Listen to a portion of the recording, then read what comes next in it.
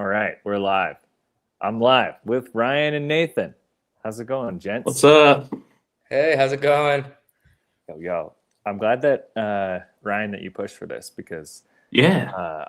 I'm constantly inspired by both of y'all skating and always wondering where the ideas come from and hopefully there's some amount of mutual inspiration going on and Oh, big time. so I feel like we get to. I just want to pick y'all's brains and. I guess I'll just mention that normally Colin Hazeltine also joins and is like a host because we're both part of the Swivel Council Discord group. And the goal basically is just to bring influential / active participants from the community like on and chat. So you guys are swivelers in my book. But yeah, I guess if folks probably know who I am because it's my channel, but like I guess Ryan, do you want to briefly introduce yourself, and then Nathan, and then we'll kind of like see where we go. Yeah. My name's Ryan Benner. You might know me by like Savor the Flavor videos I've made like a stupid amount of them. I live in Dayton, Ohio. It's like by Cincinnati and Columbus. So yeah, I skate a lot. I skated a lot this year, like a whole lot. And yeah, that's pretty much it. Good.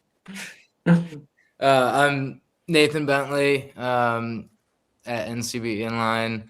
I live in Manchester, New Hampshire, and I've been skating since 1998, if you can believe it. So long time. Haven't been able to skate as much as Ryan this year, though. We've had some of the worst weather this entire year, and especially right now. It's been brutal. I'm jealous of you guys. I know, Billy, you were out skating earlier, so like, until 4:57. Yeah. Wait, Billy, where do you live? I don't even know. I live in Denver. This is actually a map of Denver in the background here. Okay, that's what I thought. I thought it was. That probably comes in handy because you do so many group skates as well. Yeah, I mean it's cycling. more for like getting inspiration.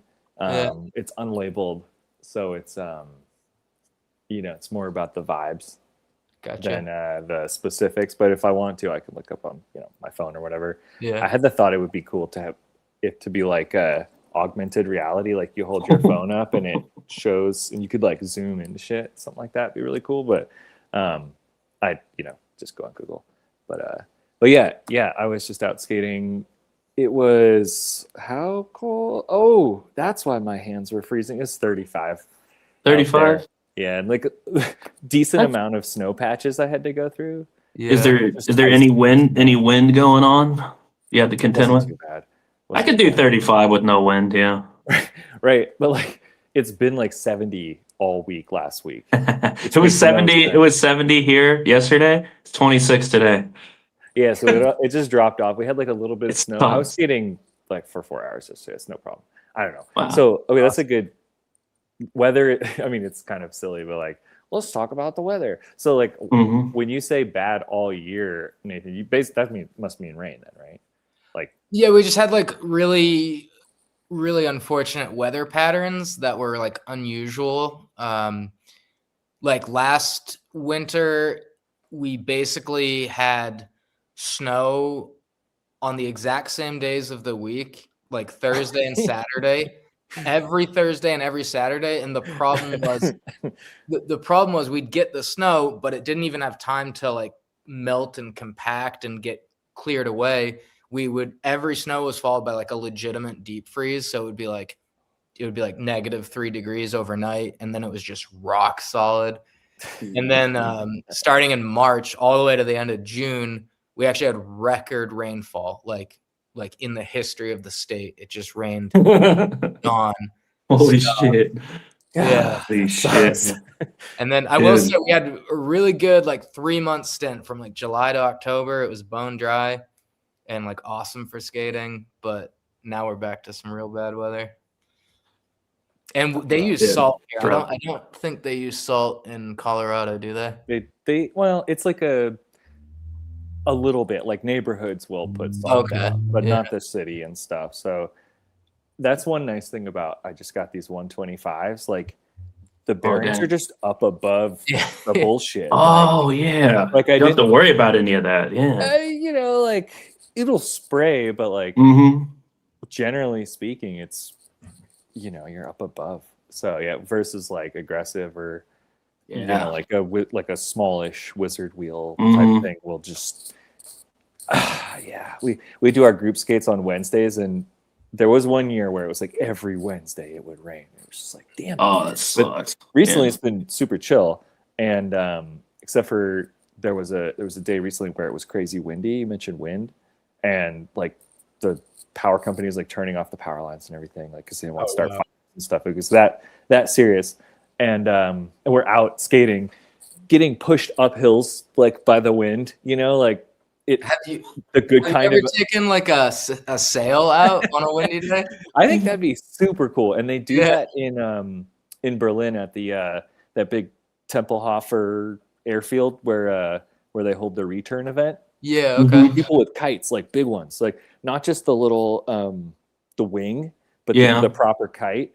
Wow. And I just feel like you know, you get a little sketchy, you're just getting dragged across the concrete. Dude. Like if you eat it, I just can't imagine. But it was windy, and then it rained, and everyone, you know, like we huddled in a parking garage, and I was like, cool, I could skate this parking garage for fucking 6 hours. Like I'm cool, but urban group skate people are kind of like standing Yeah. around, Yeah. and they're like, Yeah. well, I want to go. So we went, and it had rained, and I was just like, I'm toast. All my bearings were seized. So Sure. you Dude. know, it's just such a Lucky chore. for me, I've got like a nice DIY park that they put in like 3-ish years ago. That's under a like a highway, you know, like a highway overpass thing. So like, Oh, I saw and it stays remarkably dry. So like, I'm really sick of it, but like, it's nice to have for sure. Yeah, that's where like this garage has like some curbs, and that's just enough. They don't Mm-hmm. need Mm-hmm. much, especially like being mostly flatland skating. Is Just has that to be decent. Was that the yellow curb garage you reeled today? Yeah, That yeah. looked fun. That Yeah. spot it's been forever like a sanctuary somehow. Like for a while they stopped leaving the lights on overnight, but I've been in there till like 11, 12 at night, like playing music with friends, and they come and That's kick out awesome. homeless people and tell me I can stay. And I'm like, I'm all right with this double standard, but I do think it's kind of fucked up. So Yeah, man, it's the opposite of my city. I get the cops calling me. I get like borderline arrested, and the homeless people are just like running. just like heckling Dude, you from the side. He's got some insane stories of kickouts and just crazy shit that people have called on him and stuff. And yeah, I don't have that problem either, Billy. I live in like a real, like, Dayton is just a dead city. It's like a mini Detroit. It's just dead. So like nobody gives a shit while you skate. Yeah, I get kicked out of spots, but it's always pretty cordial because it's usually like a corporate security person. But yeah, I don't, you know, I kind of stay in the urban core. I feel like, and Ryan, I feel like you kind of hit skate parks and have your kind of regular spots. But Nathan, you are like a seeker. Like I rarely see you hit, aside from like the bench in that park. I rarely see you hit the same spot multiple times. So I mean, I feel like you're driving to spots. They're like, you don't know what you're in for, right? It's like more, is it rural or suburban, I guess? Yeah, suburban, rural. I mean, Manchester's the biggest city in New Hampshire, but by all accounts, it's tiny. Okay. Most of the time these days, I'm driving down to like northern Massachusetts, like Lowell, Lawrence, and kind of the like Metro Boston area, just outside the city. That's kind of how I survive the winter, because believe it or not, it's like 50 miles, but there's just so much less snow down there. Oh, yeah. Okay. And they do a better job. It's a higher tax dollar state. They do a much better job of snow removal. Yeah.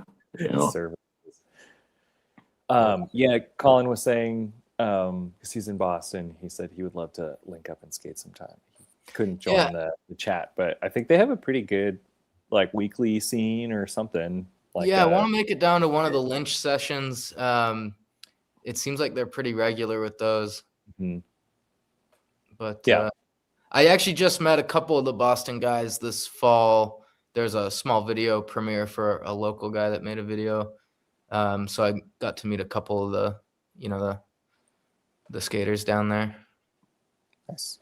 Did Ryan? It's been a while since you guys did the bigger budget video, but did you have an in-person premiere for that? Because it's like almost an hour long, right? 45 Yeah, minutes? we did. It was back in March. Like we spent a long time making it. Like I don't even know, maybe like 15 months ish, and it was back in March. Yeah, we just did like a premiere. We have in Cincinnati, there's like a little kind of like independently owned little skate park thing. Not even really. It's just like a couple of rooms with ramps and stuff, but it's awesome because it's super good for that type of stuff. So yeah, we did premiere there. It went pretty good. So It wasn't in March though, apparently. oh, it wasn't. It was in April. Well, you know that Nate hasn't skated since April then, so He remembers it vividly. Yeah, Nathan, have you done any premieres for your stuff, or you keep it pretty digital, or whatever? I mean, there's not really any like tangible platform that I could think of, and it's just a little odd to like do a premiere for a 6-minute video that you've been the sole person that's involved with it from the ground up. So it's not like you go to a video premiere where everyone's been involved, filming together, skating. It's friends like and family of multiple people versus like having friends over to the house or something. I get it. For a solo project, it's a bold move. Let's say. I can tell you this much: if I ever host one, the only invite going in the mail is to Forrest Ransdell, the assistant superintendent that got me legally from the entire school district. And basically, here you go, bozo. You better be there. Yeah. What a Come see me poser. destroy all your property, you jerk. God, that's funny. How dare you slide with your plastic equipment on my durable metal stuff, right? It's like it's fucking plastic. Like it's too good to not. The amount of people that don't understand it's plastic. Oh my God, man. The letter that the police drove to my house and issued me the trespass notice, and the letter says, and I quote, performing repeated board slides. Which I just love. I just love it. It said, you've been a very, very bad boy. That's what you're not even doing the right tricks. Yeah. I wonder if there's like legal grounds like I could get out of it, because like you can't do a board slide on inline skates. Dude, do you think he like tried to press charges in the or something, like go through the proper channels or something? The cop was like, dude, we're not gonna waste our time. Like, no, he did. Like I don't know it's like if I am caught on property again, then I'm arrested. So it's like what is it? It's almost like a restraining order. Yeah. Dude. I should say shot on sight, and there's just a sniper. There's a sniper that sits up on the roof. A little crosshair logo on the top corner the minute you step on, there's just a red dot on your forehead. I mean, there's like videos I've seen where the Suron wheelie kids are being chased around by drone surveillance cameras and tracking them. Because I mean, they've got, for a long time, they've done like helicopter, the high speed chase is like tracked by a helicopter. Like that's real expensive. What's not expensive is a drone that someone's piloting. And shit. So there's some dystopian stuff, man. Like getting chased by a drone that's like scanning you or something while you're running. It's probably AI tracking you. It's like getting all your biometrics and shit. There is gotten thrown out by the robot voice on like a security camera. Yeah, it's only been like a person going through a. Oh wait, no. Yeah, the robot voice. But what's really awkward is when it's a person on a loudspeaker. Oh. You need to leave the premises now. I see, dude. You. Intimidating. That's so intimidating. Yeah. It's like, where's it coming from? The eye in the sky, man. Dude. There's a specific. There's drone specific camouflage now, like infrared scrambling. Oh my God. So that you mask your heat signal and your visual signal. because there's not just visual, right? Right. They can see Yeah. through stuff. So it's like, Yeah. this is like when you're in like the 2 a.m. to 3 a.m. hour of like the Instagram algorithm that has like Yeah. the like more kind of videos. I don't know. I get targeted Yeah, with yeah. some weird stuff at late night browsing or whatever. But that's when I try to crazy. switch over to the YouTube, to the longer form stuff, because otherwise my brains are scrambled. Yeah. Oh yeah. But I'm Oh. struggling currently with like longer projects. I'm curious, like, I know y'all have put out longer projects multiple times. I feel like that's a hallmark of someone who's been, let's say, in the action sports world for a long time versus like people who are kind of new to skating or exclusively thinking about the gram. Mm-hmm. But like, yeah. So one, are you also struggling to find long form content that you enjoy to watch that feels new, or do you just keep going back to the same shit? And two, how do you like, what's your process for like stashing off clips versus like posting stuff for the immediate? I know, Nathan, you're pretty transparent. Like, went out with the purpose. Yeah. It's always like the purpose seems like to go for the like a keeper. Yep. But then if it's not, it goes on the gram. Is that the kind of echelon? Yep. Basically, at this point, like the biggest deciding factor is like, is it a fresh spot or is it, an improvement on something I've already done enough to justify going for a long form, project keeper. Other than that, it's just straight to the gram. Yeah. Mm-hmm. You don't, so you film the same way and then it just becomes a reel versus a. No, so or do you film it differently if it's probably just gonna, like, in advance, basically. It sounds like it's not like you don't like wait and see till afterwards, see if the clip was good enough or whatever. A couple times I've filmed something on my phone and was like, oh, I liked that, I should go back, film it on my camera. And then almost every time I've done that, I ended up scrapping it anyway and just using the phone. Yeah. Yeah, it's been tough. Yeah, running out of spots, getting kicked out everywhere. I like making I'm definitely going to make another skate video this next year. Mm-hmm. But I took a year off this year from like making anything of like the crew of people I skate with. And it was great. Like, I needed the time to not do that.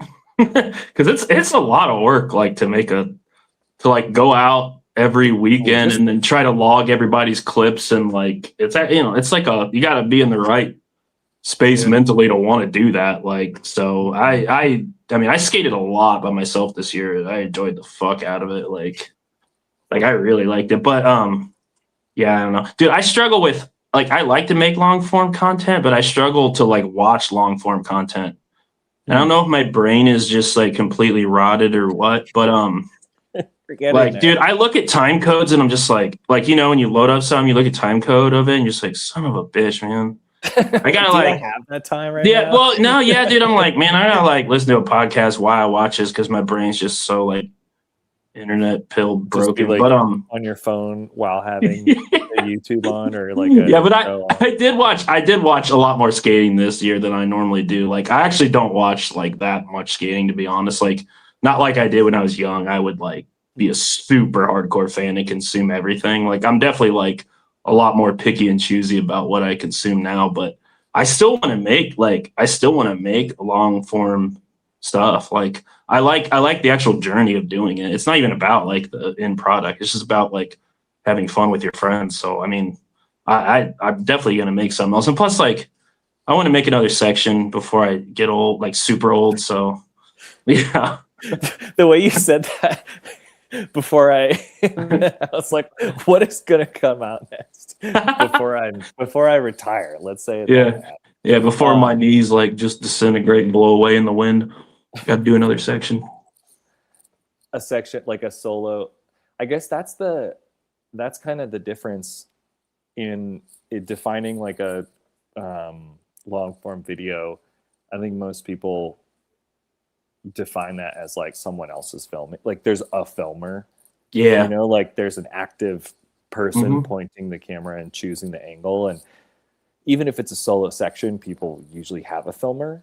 Yeah. But then the crew vibe, that's like what I tried to do locally here, and it's hard. Worked out pretty good. Like the first one we made was like a super concerted effort. We were meeting up frequently.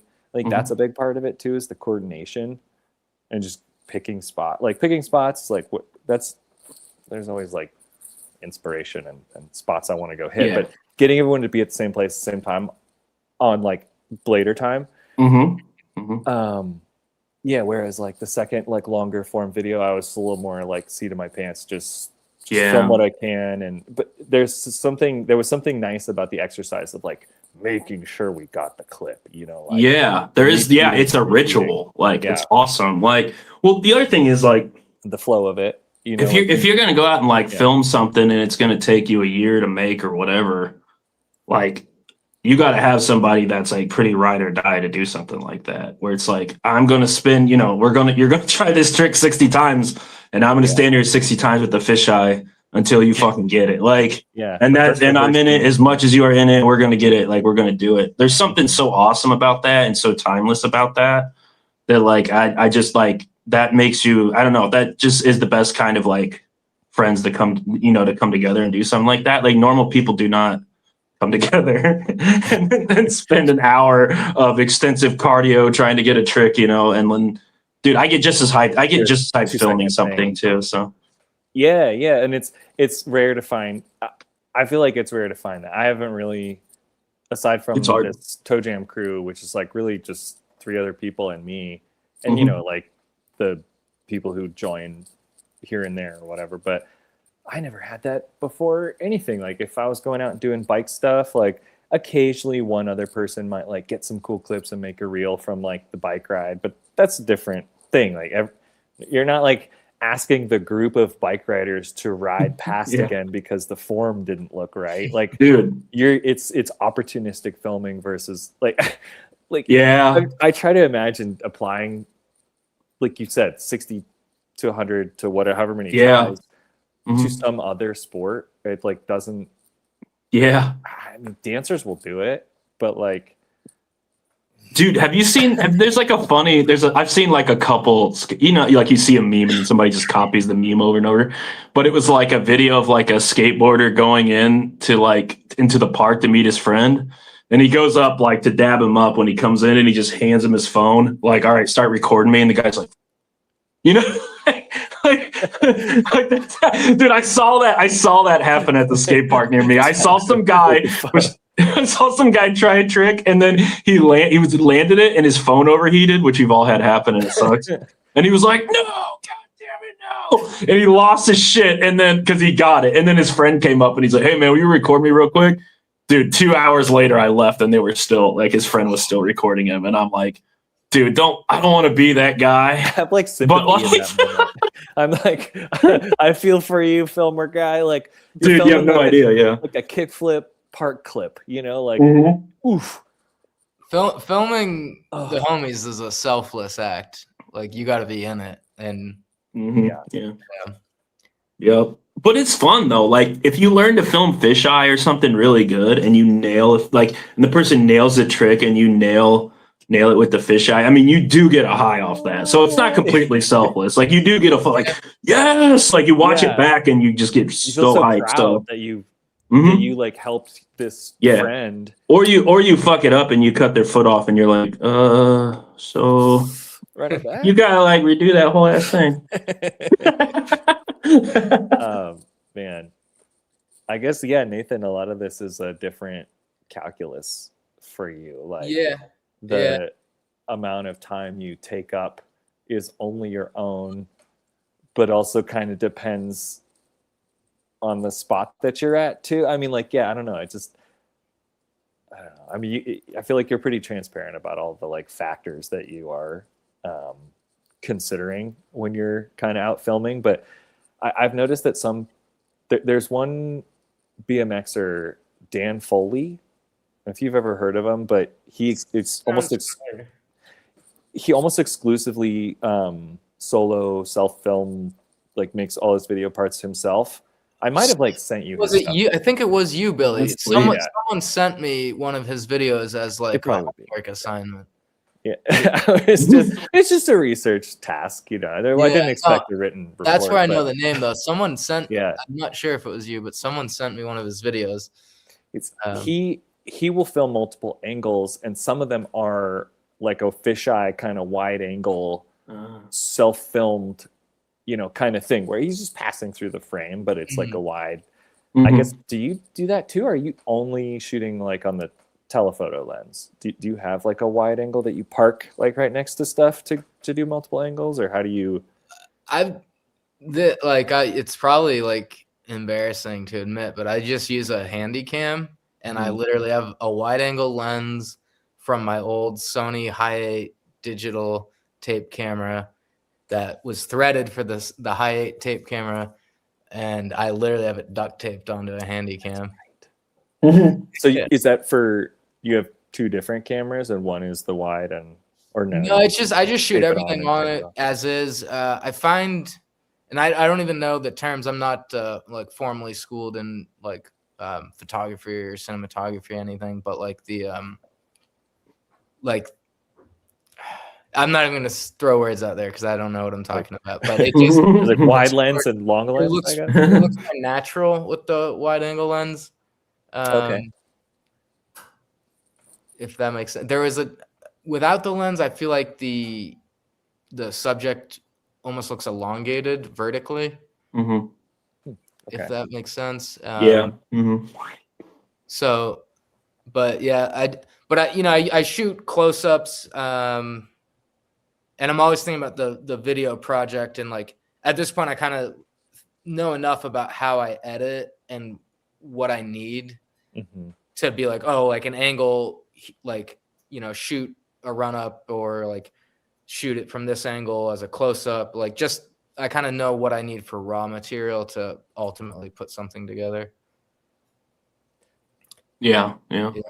Yeah, that's a funny aspect too, where like you don't have any accidental B-roll because you've chosen to park the camera. I mean, you could have accidental B-roll if like somebody talks to you or whatever, but those candid moments, like there's not really candid moments if you're self-filming, kind of, right? You know, like a fall counts as, you know, like, but you know what I mean, like that kind of.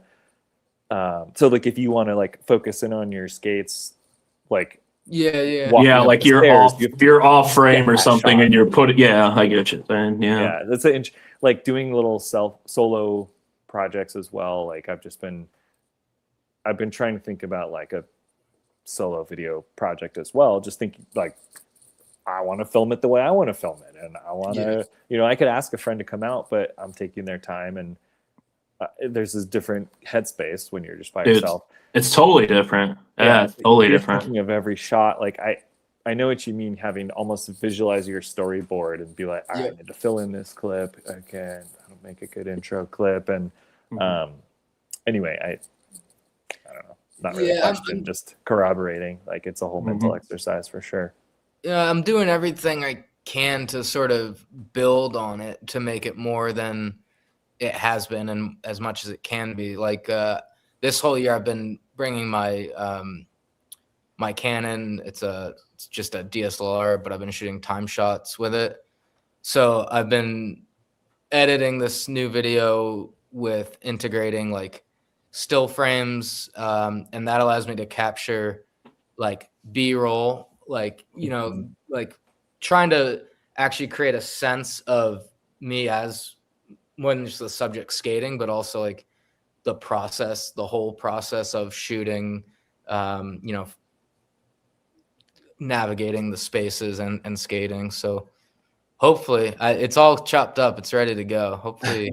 Nice. Oh yeah, I saw you got something coming too. Yeah. You got some good falls in there.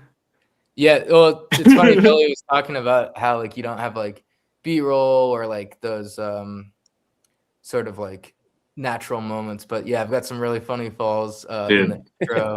Falling by yourself and then just laying there, and like the camera's like still recording, and you're like this is still a performance.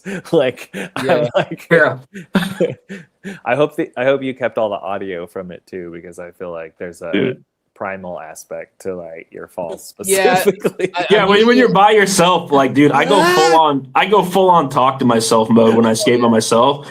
I'm like, you fat bitch, do it. And I'm like, oh, I'm like in a park and I gotta like, oh shit, I can't be yelling that right now. Yep.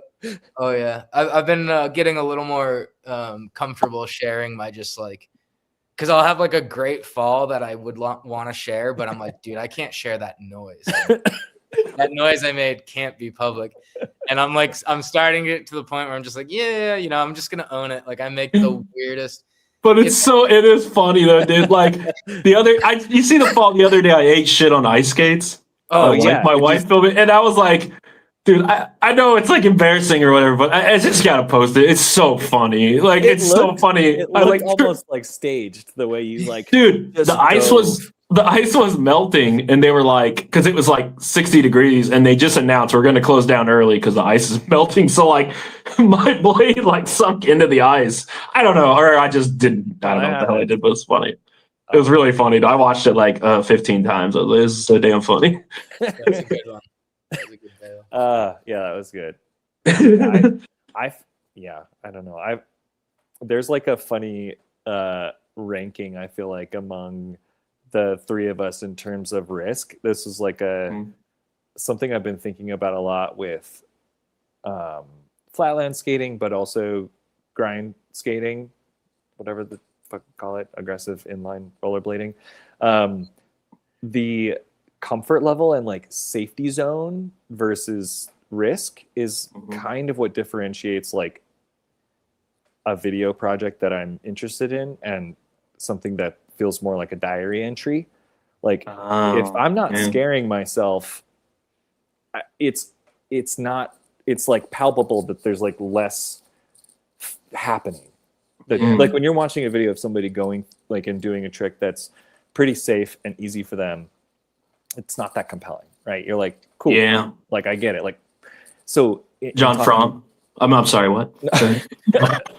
Well, some people like have a lot of composure I'm just kidding. when they're in a sketchy situation, and that's compelling too, because you're like, oh my god, like good on you, like that looks comfortable, but it probably wasn't. But even in flat ground skating, I'm trying to. I've taken some advice from Petro, who I talk with all the time, contemporary skater on Instagram. One of his pieces of advice was to like find a falling point where you're like forcing yourself to fall and automatically catching yourself, and analyze what happens when you catch yourself and build something around that. Yeah. Like, if I'm not skating a spot, there's not really a huge risk of me falling. And so then I'm never like putting myself into like a fight or flight, like body, it's like cerebral the whole time. So I'm like at the lowest rung probably for like what I choose to do. And I feel like Ryan, you kind of skate like obstacles that are like, in this range. And I do, but I eat shit a lot. In some gnarly situations. So we all have a different range, let's say, of like risk, because I'll still skate, like jump down some stuff or whatever. But like, but yeah, is that a factor that you think about? Is like, I should incur risk because it will like compel me to be better, or like whatever, like what is there, does that calculus make sense? Like, does that it does? Yeah, it does. I mean, I don't know. Rollerblading is just dangerous in general. Like it just is. Like to have wheels on your shoes is just really dangerous. Like, and I mean, heelys are even more dangerous. Just heelys. But same thing. But I mean, for me, like I'm trying to think of like if I film something for like, like a video that's a long form project, I'm trying to think of an idea that I had maybe at a skate park or something like that I'm then finding a spot that can best perform that trick and then do that idea to the absolute fullest realization of that idea. Like, and I'll get whatever like high off that alone. Because I'm trying to take that idea from like from like its infancy to the end where it can be fully realized. And that might take like a lot, it might take months to figure out like what that would be. So I don't know. I'm not really calculating risk. I'm more just trying to take an idea to its final form. Does that make sense? Mm-hmm. Yeah. Yeah, there's like a conservative version of that I mean, movement or whatever. yeah, And then you're like, it might be dangerous. Like there might be risk to it, but it's not like that's like the apex of what I'm, that's not like the highest rung of what I'm striving to do. It's more just, I'm trying to get an idea that I like created and fully realize it. yeah, like clarifying Mm-hmm. Yeah. the intention of that thing. And then making like, sure how it's can I communicate it to the viewer like the best way where it's not whatever sloppy or it's not the best spot to make it or whatever. Like how can I bring it so it's like I can't, like, there's been tricks where like I've done something and then like for 2 years I can't think of like how to push it any farther. Yeah. So I'll go back to it. I'll go back to like watching stuff from 2018 and be like, oh, why did I like never come back around to that? And then I can maybe get something from that. But yeah, that's like the calculus in my head is I'm trying to get the fully realized version of an idea that I took from stage 1 to 10. Mm-hmm.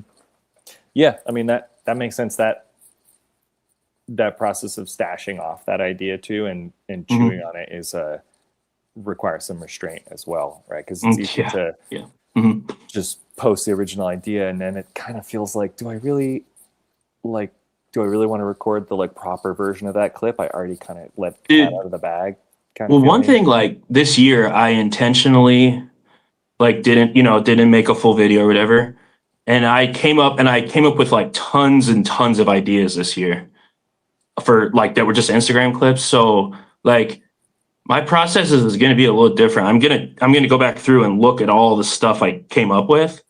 And then I'm going to think like, how can I then move that into a street section? Because most of it's in the park.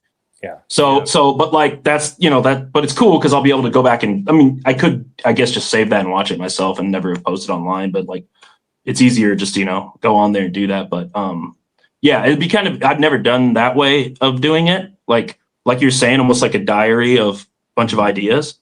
But it'll be interesting to see if I can like actually transfer. I don't know if I can. I'll be successful, but if I can transfer that to like a fully realized like street section, it might be kind of a cool way to do it. Yeah. Nice thing is no one will remember the Instagram clips because there's a 24-hour like. Yeah, I mean, nobody gives a shit anyway. But yeah. Yeah, Nathan, did you have? There's like there's some comments we could talk about too, but like, I mean, I have a very similar process as well to Ryan, and that's essentially what I've been doing this whole year. Is like. Basically anything you like I've reeled and you may have seen in a reel is, I think of it like you said, diary or sketchbook. It's like sort of just the raw like idea, and then it's like thinking about what would actually like embellish it, what would bring it to its like ultimate point for presentation. And ultimately in a lot of cases that is amplitude or some element of risk, but not always. Sometimes it's just like the character of a spot or like one, even just level, like tiers, like one change in terrain, even if it's like one step, some just like little things can like ultimately bring a clip from, something that's a raw idea that you throw out into the ether and something you're truly proud of. So, but, I don't think I do much risky stuff. Like you're crazy, dude. You do a lot of risky stuff. I think like considering maybe not to you, but like to general public, you are definitely some of the stuff you do. I would be like, that is a hammer. Like if I were to just go film you, I'd be like, dude, that's like, I'm scared watching you do this. Maybe more so like a year. I've definitely like a year or two ago have a couple clips where I'm like, I wouldn't ever do that again. Like I don't know what was happening in my brain.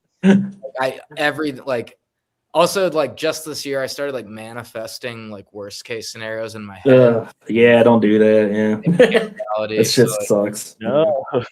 Yeah. So I don't know. I'm worried I'm at this point where it's like, do I have to like dial back? Like I don't know if I can take like any more gnarly injuries. Like I racked a rail. Sure you can. So bad on Thanksgiving morning. Yeah.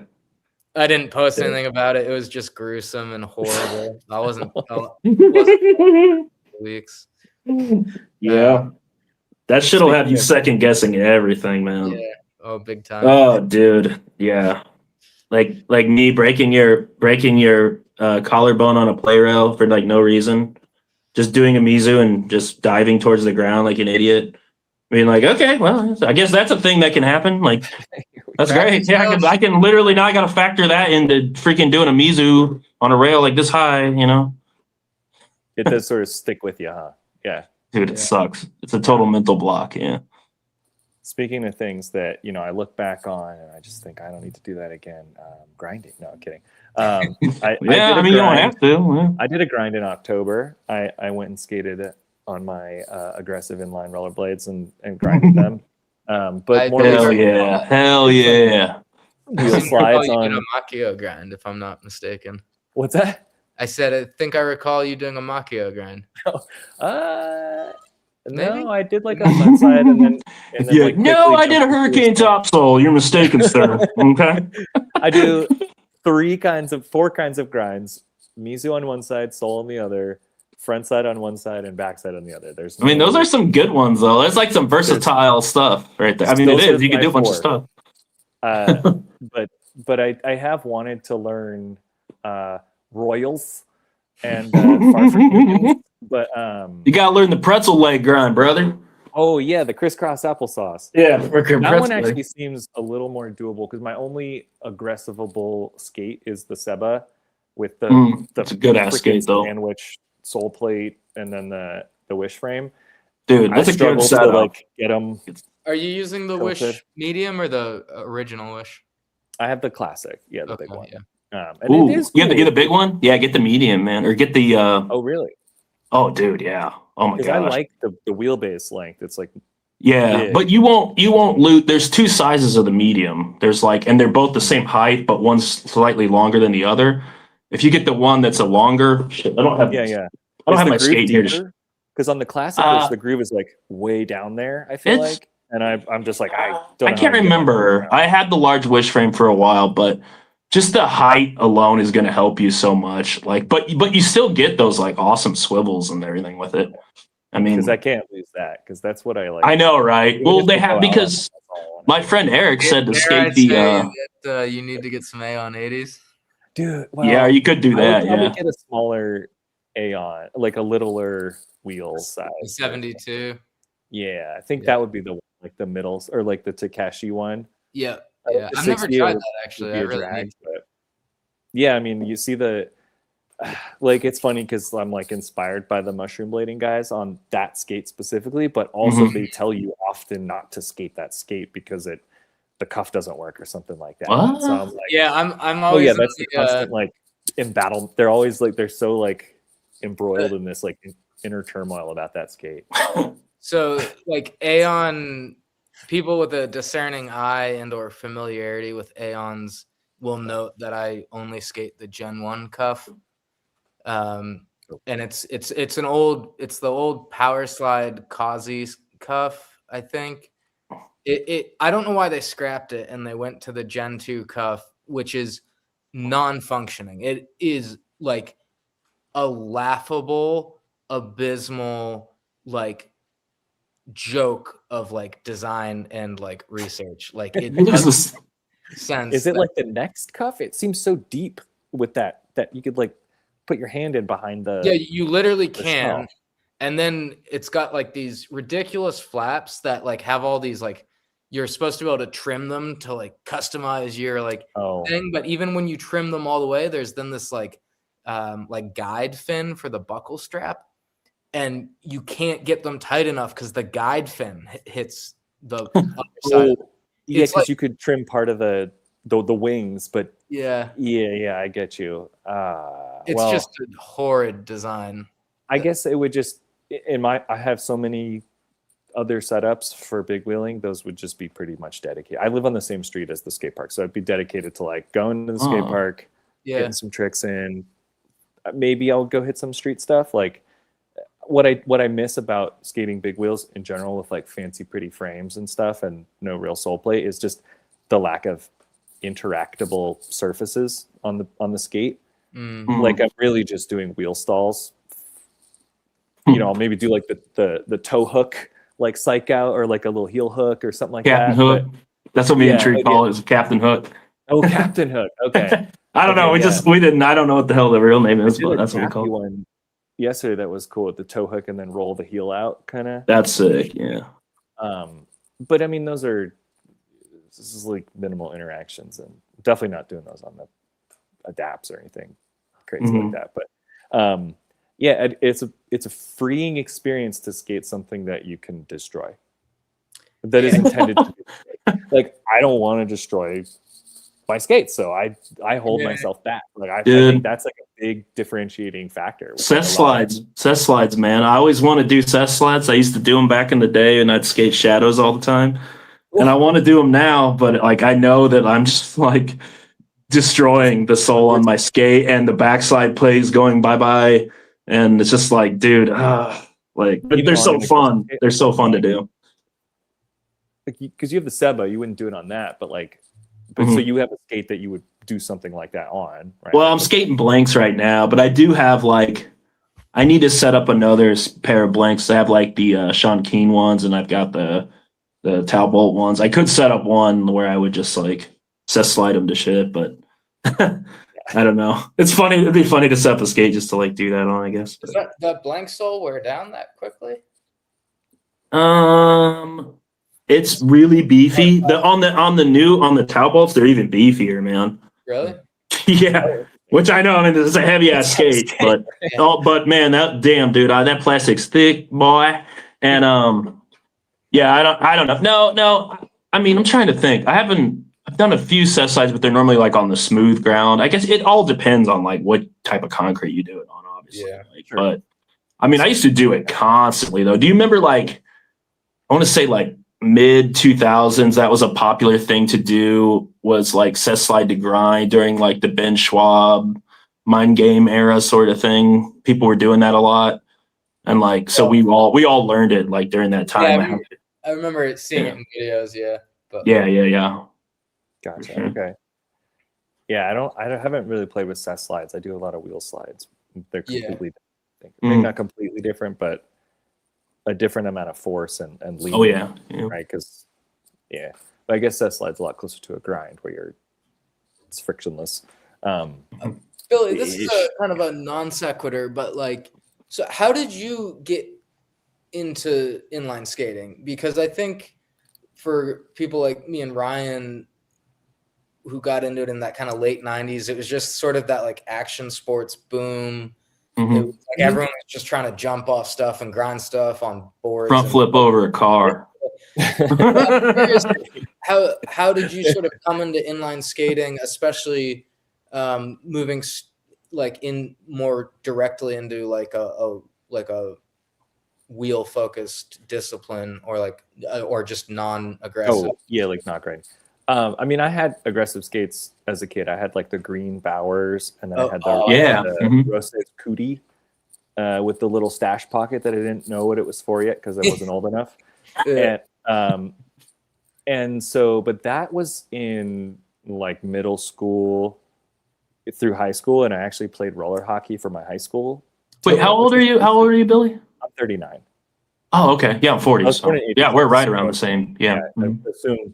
So yeah, I was into it at the same time too. I mean, X Games, but I was skateboarding, scootering, BMXing, blading, like rocket power lifestyle. Yeah. Right. And then, I just went to college, grew out of my skates, and the only rollerblading like thing I even thought of between like 2004 and 2020 was in college in like 06, I want to say. I was at UC Santa Cruz, like doing the hippie thing, and I found mushroom blading online. It was very early stage, volume 1. And as I joke, I would randomly show it to somebody if we were talking about like, oh, I used to blade or whatever.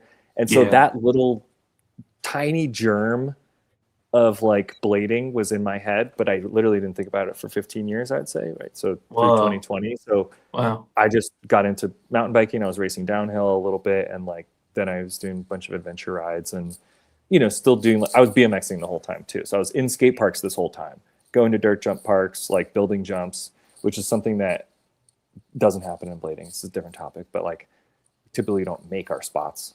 Mhm. Anyway, that's a tangent, but Oh, no, I know they can be shout made. out to the Shout out to the DIY builders. Chancer in boys. Quick shout out. Oh, so then in 2020, I saw someone in my apartment complex skating on what looked like wheels this big. Turns out they were 125s.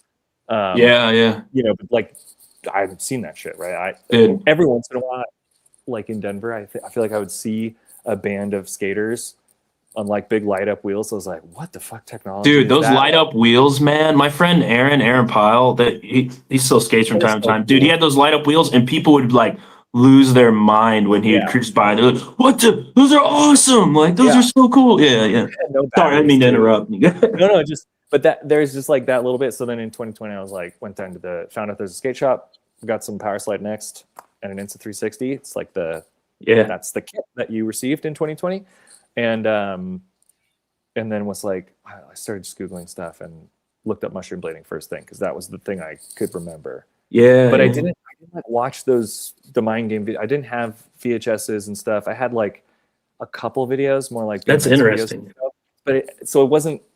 That's why I don't feel like I was participating the same way. But I was dropping into 12-foot half pipes and like hitting 360s on box jumps and stuff. Like, that was what I wanted to do. I didn't really even want to grind the coping. I just wanted to experience hang time.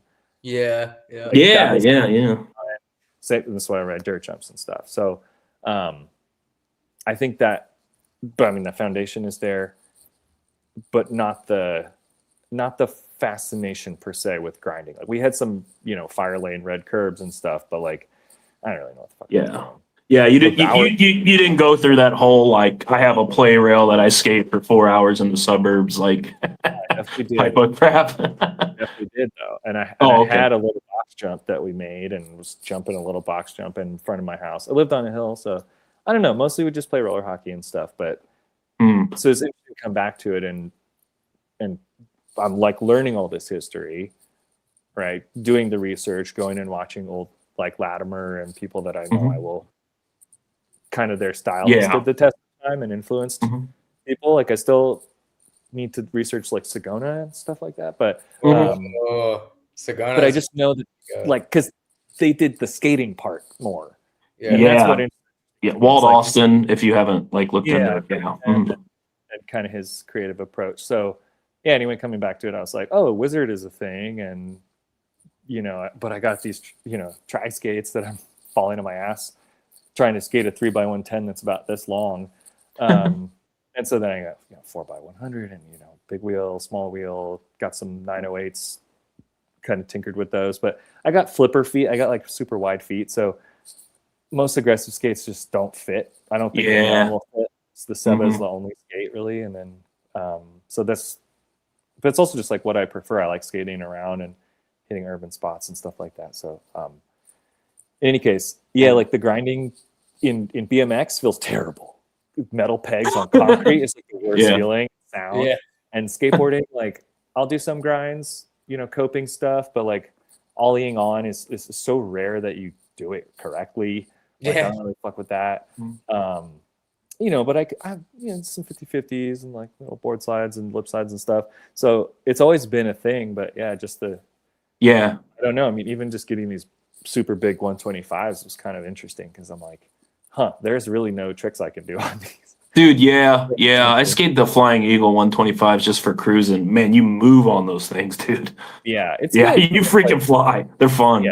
I don't know. I've done some longer skate stuff, and this is like a different kind of topic, but bringing the biking influence into skating, we do our group skates throughout the year, and there was, one of our routes is like in a town 15 miles away. And I was like, hey guys, like I do this on my bike all the time. Let's just skate out there and skate back. I do it on my bike. I know the route. It's smooth. It's cool. And the group of friends that decided to go with me, they completely got hooked on skating as far and as long as possible.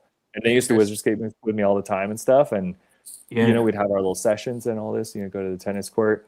And they fully just formed like a distance skating group. And so this is my effort to like go hang out with them. I want to do the thing that they do. So it's kind of funny to see what people resonate with. Like, in any case, the endurance Yeah. athlete kind of bent has no real place in action sports. So it's kind of funny to use like this action sports toy to go do a serious thing. Yeah. To do like a long, like a point A to B thing, which is like very much not what we're doing. We're going all over the place with tricks, but No, same is true with like a road bike and a BMX bike are completely different pieces of equipment, but they're the same thing effectively. So in any case, but yeah, so y'all have been like steeped in it for a long time. Like, I mean, I guess, were there periods you like a year or so without skating much, or has it been like the whole time for you? I've been seamless. I mean, obviously, during injuries, but like, injuries. And, obviously during college, it's more difficult to be like consistent, like as in like, oh, I skate every Wednesday, Thursday, Saturday, Sunday type deal. But like, I've never taken a break. But the only break like I really taken was I had 6 months when I had like in 2022 I had ACL surgery on my knee. But besides that, no, I'm pretty diehard. Okay. No, I skate a lot. I like as a teenager, I skated a lot. A lot. Like I said, before we got our license and all that, just the typical line up, grind the play rail, just over and over and over. So it's hard to like I still have that kind of going on in there. But no, I never really took any like significant breaks. But I know most of the people I've skated with though have they did kind of do like a 2-year period where they weren't really interested in it, and then something like more modern brought them back. It is actually kind of rare that at least the people in my orbit, kind of did stop. I mean, even like my friend Reed Houston, I think he stopped for like a year and then came back, and so yeah. Okay. Do you feel like there's particular moments or things that brought people back, or was just sort of on their own thing? Like, were there innovations or videos, or did Wizard bring people back in? Like, oh, big wheels are cool, or like, dude, I mean, I don't know if they are.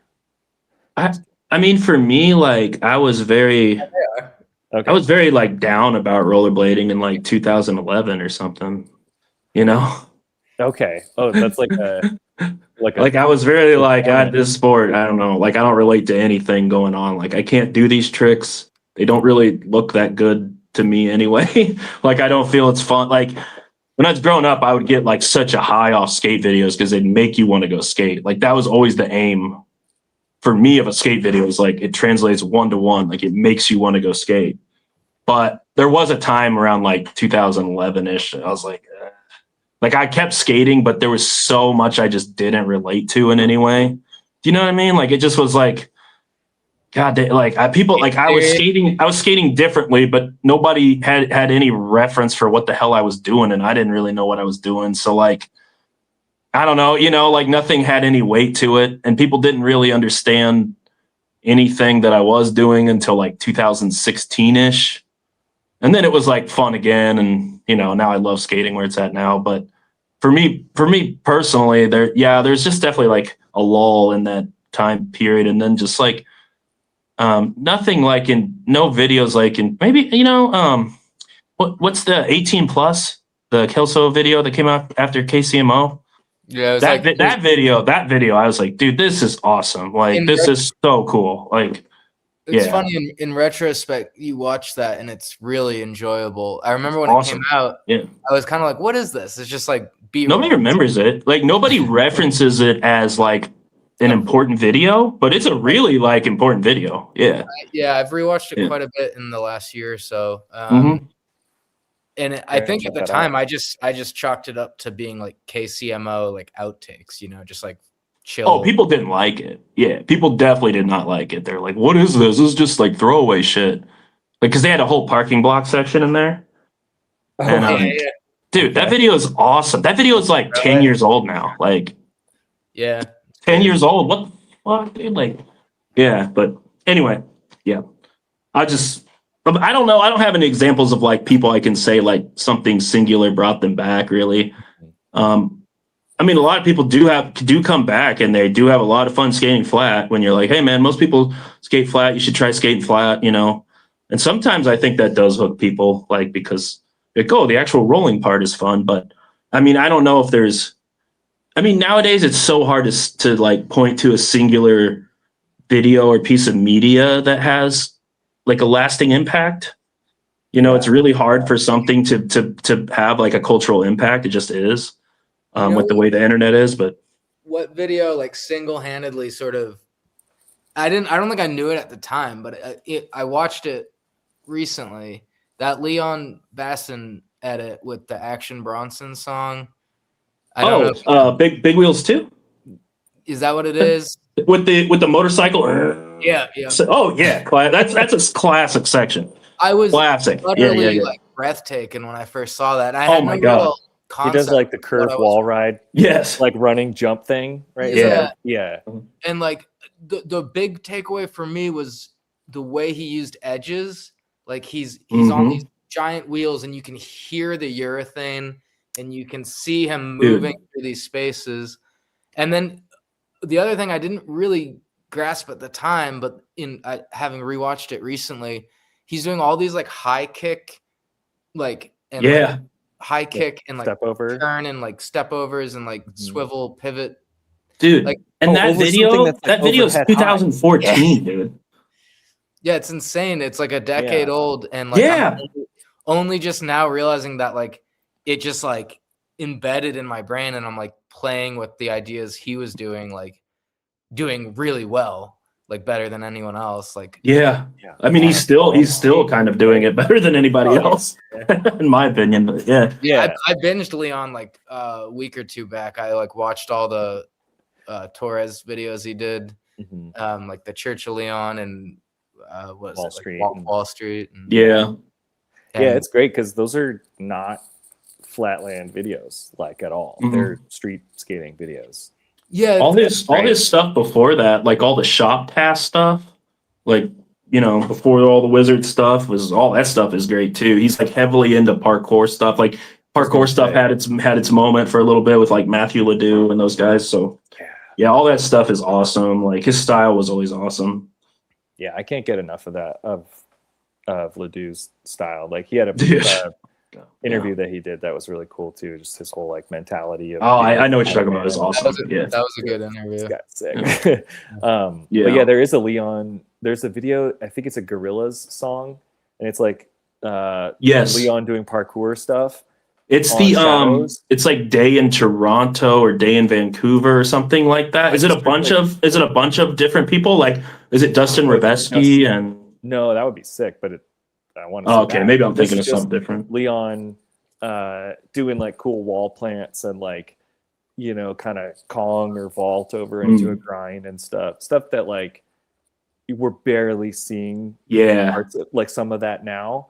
But I guess there was like it was a time when like parkour was really big and it was like commercials and stuff. And but I want to shout out a specific clip that I just thought of as Johnny tying on the dinosaur, vaulting over into a topsole down a rail. That's like, and it's like, man is insane. Not the newest idea, but just you just reminded everyone like, hey, we could be doing this. By the way, you know, and I've been skating with someone 2 times now. They're borrowing a set of my 5-wheel frames, and they're totally from a parkour, from the parkour world, and they have aggressive skates and made a sick aggressive video that's like from a parkour person's perspective, kind of. It's like really sick. I think you guys would both like it. But send that to me, We'll see that. It's Professional Regressional is the name of the video. It's pretty easy to find.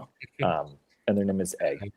And so like I learned like a flat ground half cab hand plant kind of thing. Okay. Like you're fakie and you're reverting and you kind of like jump onto one hand and kick your feet up and then bring them back under you. Yeah, on flat ground. And so then then I showed this to my other homies when we were skating like a ledge spot, and you could like jump onto the ledge fakie, and then you have a little more time to kind of hand plant fall off the other side. And we were just so addicted to that move. Like the whole session was so interesting because we were using our hands and not just our sporting goods. Like we were using our whole body. And yeah, I feel like 2026, I'm gonna really try to focus. Like, first of all, I need to do some pull-ups and push-ups before I start this this initiative or research direction. Because I got like kind of sore from it. But yeah, I don't know. I guess yeah, we're often real creative with our feet, but like I don't want to be like someone who's doing like flip tricks. You know what I mean? Like like kick flip, heel flip, tray flip. Like that's like manipulating the object. Like I think Sean Unwin described it as like object manipulation or whatever, versus like manipulating the whole body and like having like a holistic movement. I guess do you guys tinker with this like Dogtown and Z Boys kind of moves and like getting real groovy with it? I feel like wizard skating and like Dogtown is like there should be more you like surf skate, you know, kind of groovy wizard skatey stuff, but like no one's putting their hands on the ground. I've seen my friend Tree do a lot. I'm always jealous because he can like go up a random bank and do like this hand flip thing, and I'm like, man, that's awesome. Like it's kind of old school, actually. Yeah. But no, I have like no upper body strength, so it's flexibility too to reach down. Yeah, I've done like the double heel press, like grab your foot thing. You know, where you like reach down and to the toes. Yeah, I mean that's fun and it looks cool. Yeah, I've been doing a full squash version where I'm full like butt on the cuffs and grabbing the soles and just trying to like. Almost always just. That's funny. But yeah. Is there like I feel like there's this like very core like attitude that's like anti-hand and it's like ingrained. And I don't know exactly why, fine, but I don't know why, because it's also that same type of core attitude. Dude, I don't know where that comes from either. I don't know what that is. I even understand, like, I get where the like, oh, flips aren't cool. I get where that comes from, but like I don't get where the hand thing comes from. Yeah. I don't either. And to be honest, of all the like experimental stuff I enjoy watching and playing with myself, I think I don't know. Hand stuff is it's a great phrase. I'm gonna clip that, dude. I'm gonna clip that out. I love doing hand stuff, man. Feet only. I got you. Sorry. You just need hand rollerblades. I've been thinking about this actually. Little gloves with wheels on them that you could do. Yeah. I don't know. Maybe they need to be casters though, because they go in any direction. Maybe each finger has the individual little roller, the finger skates. Didn't Jackass get up on there? Didn't Jackass have like a skit where there's like a guy on feet or rollerblades with like skates on his hands? That's a Big Brother thing, I think. Like you're right. It is. It is. Yeah. I was thinking about though this with the dupes, the shadows. I could strap them like here, you know, and have my hands just out, right? Because like you could put them here, but man, what if you just strapped your bicep is where the top cuff strap is, and your forearm is on the toe strap, and you're just like super locked, like roller man. And you just like start by just like planking on the ground, just right down the hill, full body gazelle. Yeah. Well, you basically be like drifting at that point, like. There's just, you know, like longboarders have like the palm slider, and it's totally acceptable to do that. But it's they made palm sliders like during the mid 2000s. 616 did. People did some cool stuff. They did some cool like hand slides. My friend Aaron did like a really sick hand slide in between like two quarter pipes, but it just didn't stick around for whatever reason. Dude, when I see somebody do like a hand slide across like a box jump, I'm always like, Yeah. Dude, yeah, that's what I'm talking about. Yeah. Or exactly like it's that. usually like a fakey, kind of like a fakey 3 or like a 0 spin across, and there's like a little hand drag action. Yeah. So I'm just wondering, because skiing and snowboarding have the knuckle huck, which is Mhm. like the version of snowboarding that is the kind of rollerblading that we do, if that makes sense. Like Mhm. no rules, right? Just be goofy, coffin, whatever, any sort of thing. Yeah. And hands are cool there. I think maybe it just Dude, gotta there's be that more one. sleazy. There's that one Latmer clip. I can't remember what video is it. Maybe Words, where he does that hand. There's like that flat bank kind of, and does that hand slide 3 out. Do you know what I'm talking about? No, like he does a proper like nose butter. Oh like, my big god, it's awesome. He's like this, and he threes out, and he's like super squatted when he lands. But I mean, that was 20 something years ago. But it's just funny that never. I mean, the skill set is high for something like that, though. Like to really do that is pretty. Like it's pretty wild, you know. Yeah, I guess skating with this parkour friend, like they definitely got to be using the hands. I mean, it's like parkour without it would be kind of like less interesting. So I'm gonna try to absorb as much, I guess, inspiration from that and try to, because the skiing version of it is like pretty out of reach. Like the speeds they're doing and the like slip of the ski, like we can't really simulate the slip. Right. Well, people do those slide, I guess, or something. like the modern thing. People like I've seen Broscow do it. He's like in the middle of a line and he like puts his hand down on the ground. You know what I'm talking about? Yeah. He does like he's kind of just turning, like he'll do a grind, whatever. He's turning to go the next obstacle and he puts his hand, like sweeps his hand on the ground as he's turning it's like out. it's like that ditch skating, Dogtown kind of thing. Okay, Yeah. like a little. It's cool. Yeah, I was trying It's to play cool. with that recently with like a swivel where I was like sitting back as far as I could and try to drag my hand on the ground and then and like switch around fakie, and I was trying to then hand plant swivel around that. But it's tough. You really got to be flexible. Like we're on stilts already, so you know what I mean. Like it's further to reach to the ground. So, anywho, yeah. I mean, I just feel like it could factor in, but it does take away from the being able to focus on what the skates are doing. Which, I would say like that's the hands is probably one of the last taboo things in rollerblading if you think about it. Like where people would probably. I mean, you're always going to have like older people talk shit on modern skating, but for the most part, like modern skating is really diverse and everything is kind of destigmatized. But the hands, I swear, people will hate hate you if you use your hands. So yeah, I mean, I don't know. So I have a whole trajectory, a whole agenda, I will say, that I'm trying to push in like wizard skating, let's say. Just because that's like the closest thing to what I'm doing, which is dance battles. Like you got skills. I want to see more than 3 tricks in a combination. I want to see 30 seconds of you swiveling and doing something. And it is fascinating to watch people who, first of all, to just imagine someone doing that you think of like Stu Braddy doing a sick dance battle. Hard to picture. I want to see this. So I want to see Todd do it. I think he's on board. He'd kill it. Yeah. Nicola's super excited about it.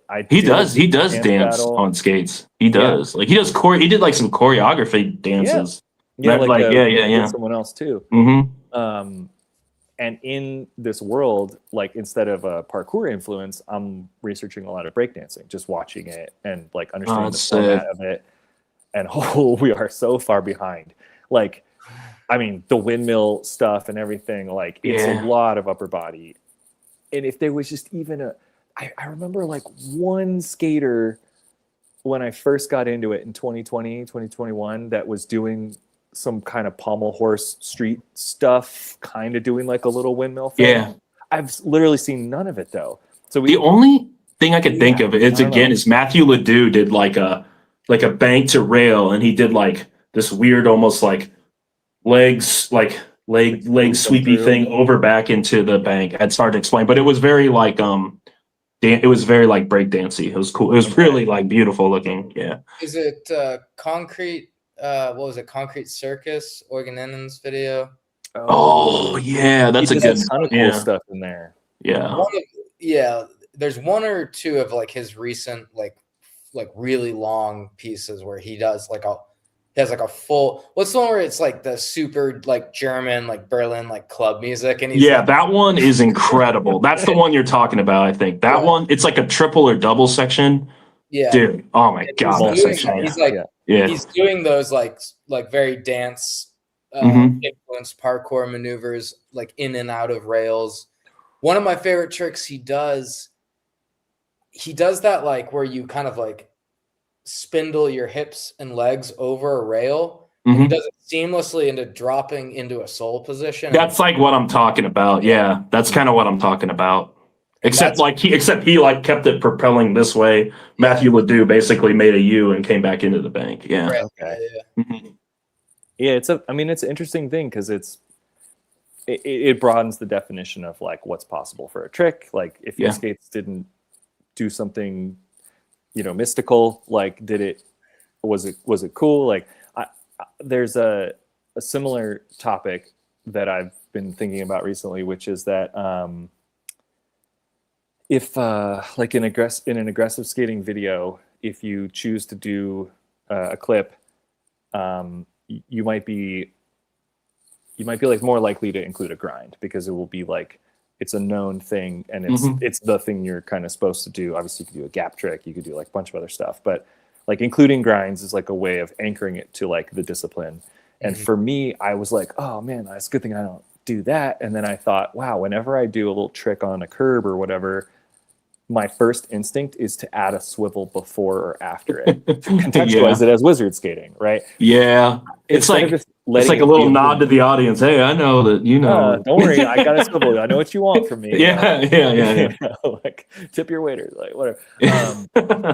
But just the idea of there being like a comfort zone that we have to start from or finish at, right? Like versus what would it look like to do a whole rollerblading edit where there's no swivels, no grinds? It's just, and not even just skating, like just interesting, weird kind of where you're not contextualizing like okay, like here's a known quantity, here's an unknown quantity ended with a known quantity so that you can like everything. That's interesting. Well, I hate to say it though, but could it even be taken seriously? Because like which group would like it, I mean, I think I would like it, but I don't know that I would take it serious. Do you know? I guess what I'm thinking of is like the example, like the first thing that popped into my head, like how do you document rollerblading without really doing tricks as we know them, flat ground or aggressive? And the first thing that came to mind was like when Danny Beer is just like standing on top of like I don't know, like some like, and he does the U-shaped drop.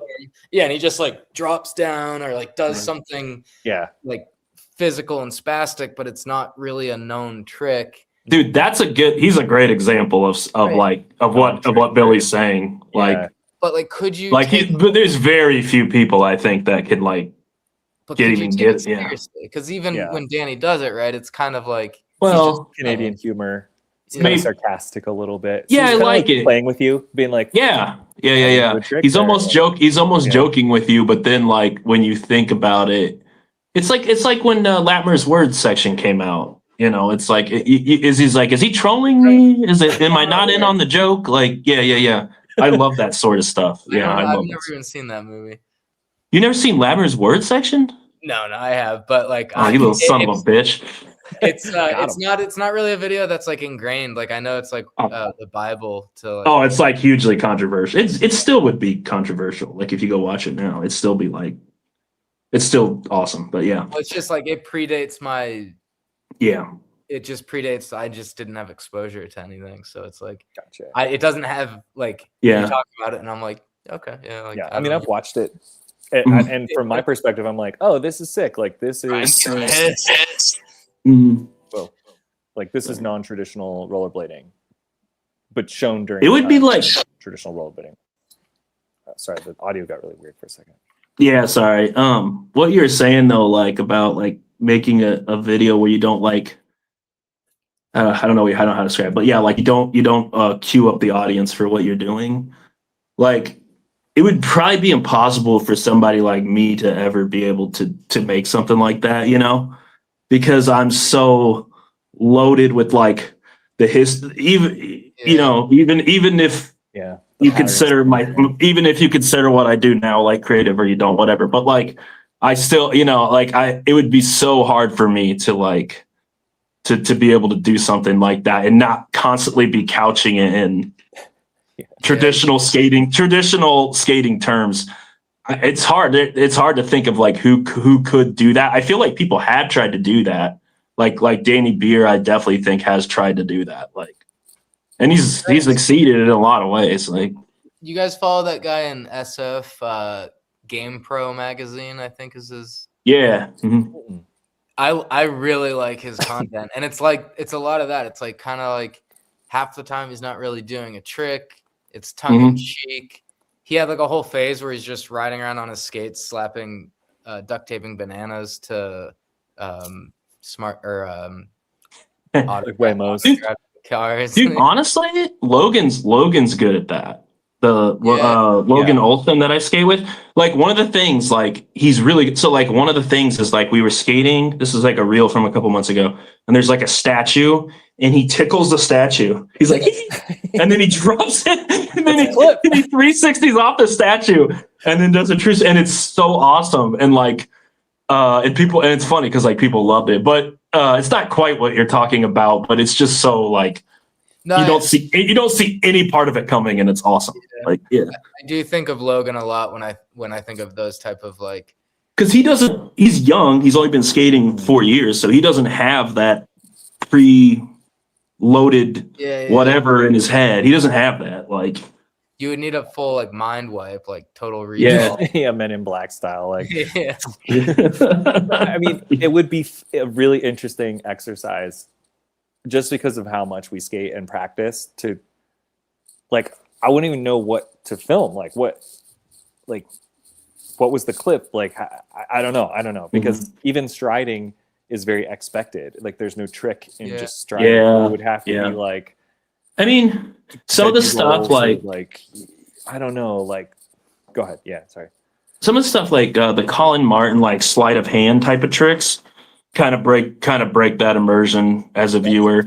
Yeah, but I mean, those are very gimmick heavy things. I mean, I guess you could say any trick is a gimmick, whatever. I mean, but like clips where it was just like stepping behind, down the curb, right. Kind of where you so like he had tricks where like he would step in front and you think he's about to cross, but then he would turn his foot at the last second a different way and like subvert the viewer's expectations or kind of perform. Yeah. That type of stuff also I think might go into what you're saying where it's like, but like, I mean that takes a lot of skating like, backwards through the sidewalk. Yeah. The reverse but forward. Yeah. Yeah. A couple of videos though. Yeah. So maybe that is what it is. Like it can be serious. It's just the demeanor of the skater, of the creator. You gotta right? Because like Colin definitely has a much more serious demeanor, at least from an outside perspective, than Danny. So like, you know what I think it is? I think it's like all those guys that really break through with like new ideas. It's like they purposely deconstruct things constantly and like take them down to their very essence of how the original trick was performed. So like I don't know who did it. I can't remember, but they did like, you've seen like people soul grind and then take this foot off their H-block foot and like swivel out. Yeah. Like I've seen people recently where they deconstruct the soul grind where they're grinding. You think they're going to do something like that or jump out 2 feet, but they just drop their foot, their back sole foot down, then their other foot down. So it's like, you do that recently. Yeah, I've tried to, like but I mean that like if you like all those guys, I think like they do a good job of like when you first learned a soul grind. Well, why did I jump off with 2 feet? Why didn't I do this? You know what I'm saying? Like why was that? Why was I taught to jump off with 2 feet instead of 1 foot or the other foot landing first type of thing? Like, and just going back to that like primitive sort of deconstruction. Like I come from a painting background where in my mind like I do think you need to have the fundamentals. Like you kind of have to say like first I can put the chair in space with perspective before I cubist hack the shit out of it. Like Yeah. The rules in order to break the rules, you got to know. Yeah. Tree's got a hoodie that says that, and it's true. Oh, yeah. Really? Yeah, but it's obviously harder to break the rules once you like bake them in from years of like instilling them in your muscles. Yeah. You know, your neural pathways are like pretty hardened. I mean, I feel like maybe, at a certain point, but yeah. Maybe that's why it's easier for like a newer skater like Logan to do that, because like he can know the rule, but the rule isn't taboo when he starts. So there's no like negative thing attached to it. So it's easier for him to deconstruct it and come out with something that's pretty interesting. Whereas for me, it's like, I know this is a no-no, but like, yeah, but it's 2025, but nobody cares, but I sort of care. But like, and you hedge it in all these like layers of like things, you know, and yeah, and you never can like fully, the only time I've really been able to access the place where like my version of this was like super expressive, like flow skate dancing or something. I can't just do that. Like I'm watching myself thinking about myself doing it. It's impossible to just gross like 40-year-old guy like dancing in public. But there was a what's that? You can dance if you want to. It's my party. I can cry. But that was what happened. Was I was like on this business trip and I was like super tired, hadn't been sleeping well, and I was like in an emotional state. It was just like a weird emotional. I was like in San Francisco. It's like cinematic and cool, and I somehow broke through like the conscious observer thing, and I just was in it, and I've not really been able to tap into that. Most of the time I'm a person with the ego that's restricting the body from just doing whatever it wants. And there's a couple examples that I think of. Like there's this guy that I follow on Instagram that his hashtag or his style is ultimate dance, and his Instagram is Muda Japan, and he looks like he's kind of having like a freak out, like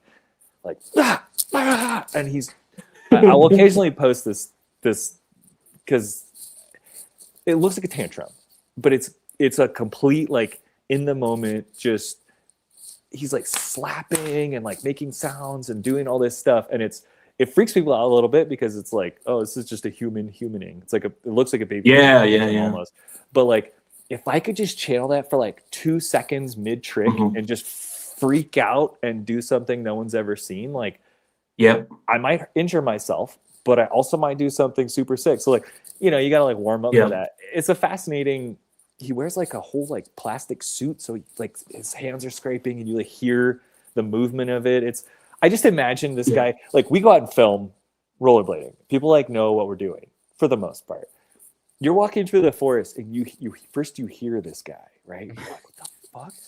Right. And then, and he's got his tripod and he's got his phone on it. I'm sure, right? I can just picture the whole scene. And he's got like a little, just in the middle of the forest, you know, just his little sesh spot. Like he doesn't go to a skate park. He goes to like his little zone, you know, near his house or whatever. I don't know. It's a phenomenal, like, you know, cause he's putting videos out, so he's got to produce them somehow, but there's this like spontaneous kind of thing that I think is missing when we repeat an action a ton of times. So that's what's super cool to watch. Nathan, like I feel like you will throw in some swivels, and I'm like he's not authorized to throw that swivel. He doesn't know what that swivel is. He's just putting it out there, like. And I'm like, and every time I'm really excited to see it because I'm like I want to see your version of it.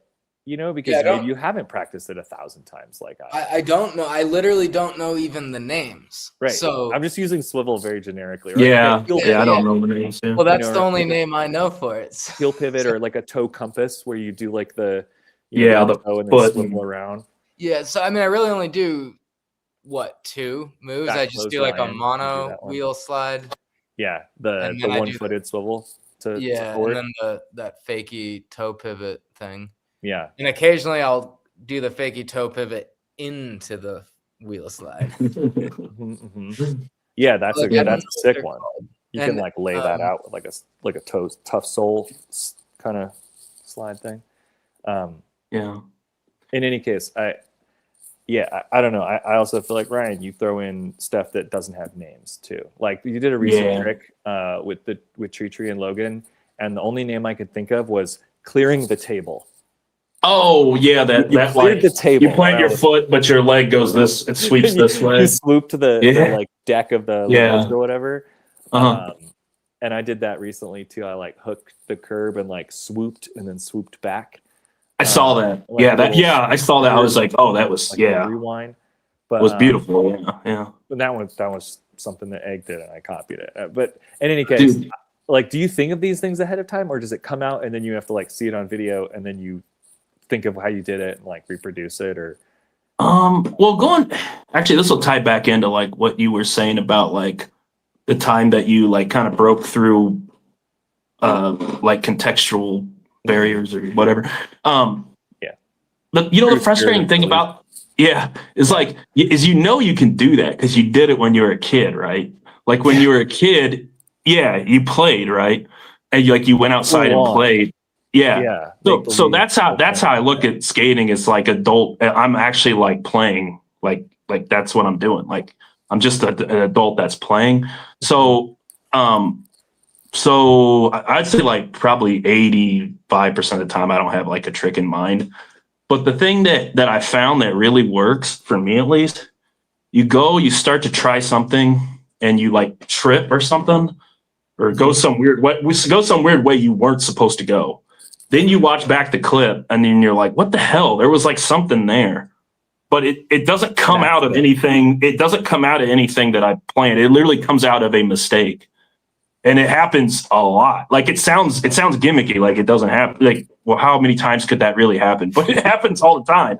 But like the thing is I'm open to it arising because I'm not really most of the time I'm not really like I'm in a good headspace, so I'm not really or I'm like, I'm like in a little kid headspace. I'm like in a playful that's what I'm trying to Okay. So like I'm ready for something if it arises to like seize on it. I'm not even necessarily looking for it, but it just happens all the time. But that's a great way. I don't know, like if you ever do that, but man, I do it all the trying to almost fall, putting myself. I do it all the time with other people. Yeah. Mm-hmm. Oh, like suggest something for them or give them a little push or like I suggest something. I'm like, oh, dude, wait a minute. What did you just do? And they'll like show me. I'm like, oh shit, what if you did? And a lot of times just be like, no, but. But sometimes they'll constantly too. But sometimes they'll be like, "That's a good idea," and I'm like, "Oh, okay, yeah." I guess. Yeah, I feel like you have to be somewhat humble because in that moment you aren't going to look cool. And you got to look dumb. You got to look dumb, and then you got to figure out how to make that moment of looking dumb present it with clarity and some poise and be like, nah, that's what I meant. Yeah. You gotta like believe in. You gotta believe in something that's dumb. Like you really gotta believe something that's not aesthetic and doesn't look that good. Like you gotta believe that somehow it can look good, and you'd be like amazed. Like a lot of times, more often than not, you can. If you've been skating long enough, you can make it. You can actually make it into something. But if you don't like push in that really weird gray area where it doesn't really, it's not a very comfortable place to be pushing. You got to push there like a lot. You got to see it. You got to have the skills to see it. But then once you see it, you got to like, basically you just got to know you're an idiot and you're gonna be stupid. You're gonna look stupid for a time, but like you just got to think, Yeah. Do you have does the same thing happen to you, Nathan? Like the moment of awkwardness turns into something, or is it a little more premeditated, like the tricky weird thing that happens? Because I know you have a lot of the weird, tricky, weird little things that you throw in.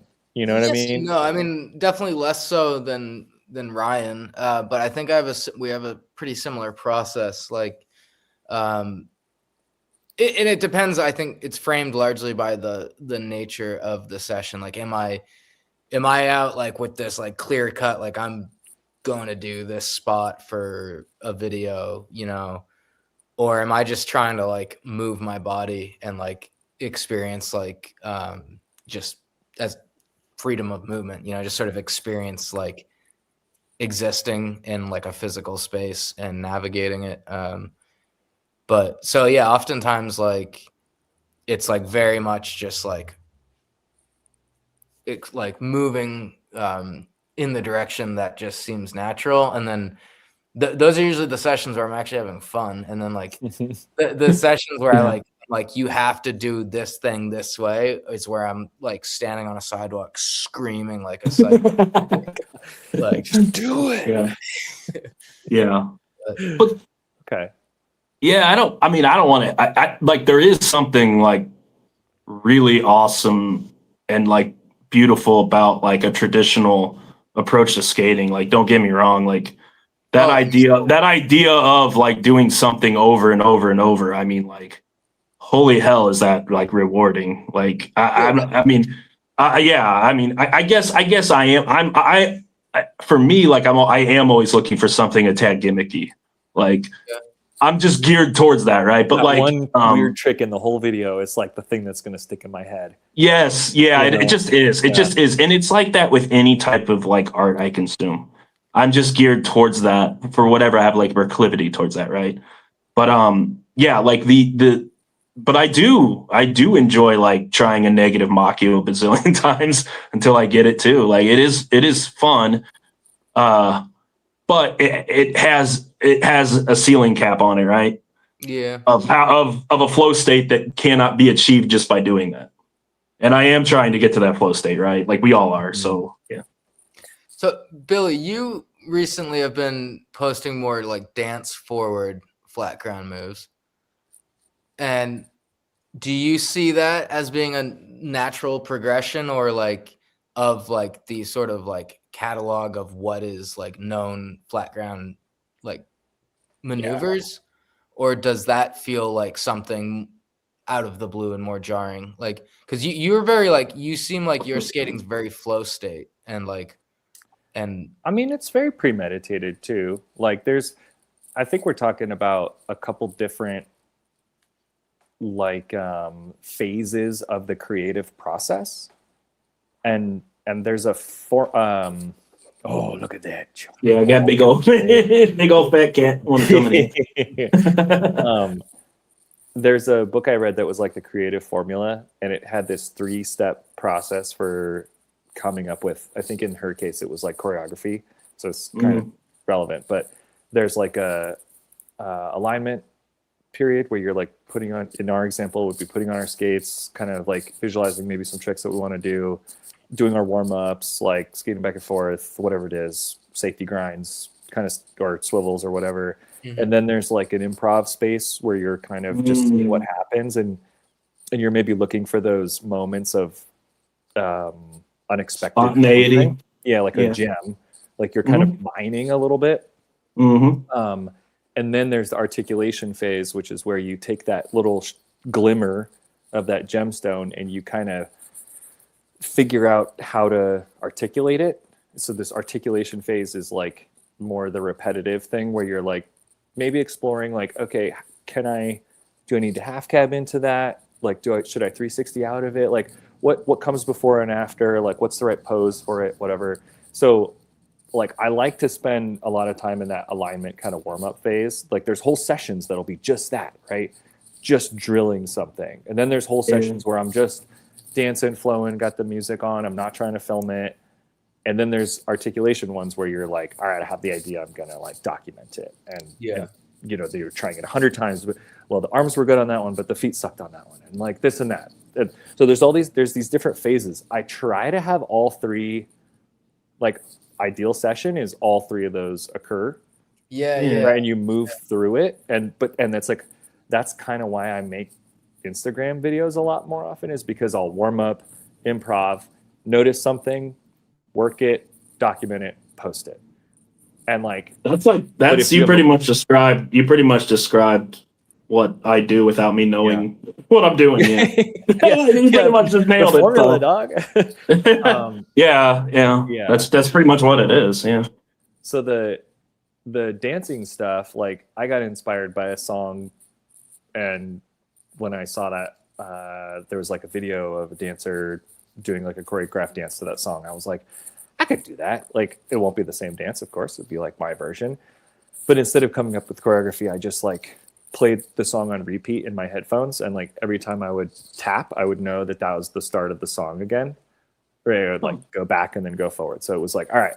And so then I would just kind of improvise the song, watch it back later, and be like, I basically just picked which one was best.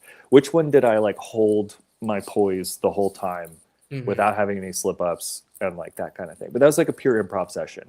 There wasn't any, I mean, technically I was like articulating something and like repeating it, but it was a 45-second thing. Like it wasn't a singular movement. So yeah, that's just like what I've been interested in, is trying to go beyond. Like I have the whole website that I've made with the bingo card and all the tricks, all the swivel tricks and all that kind of stuff. I feel like that's like people in wizard skating treat that as the goal.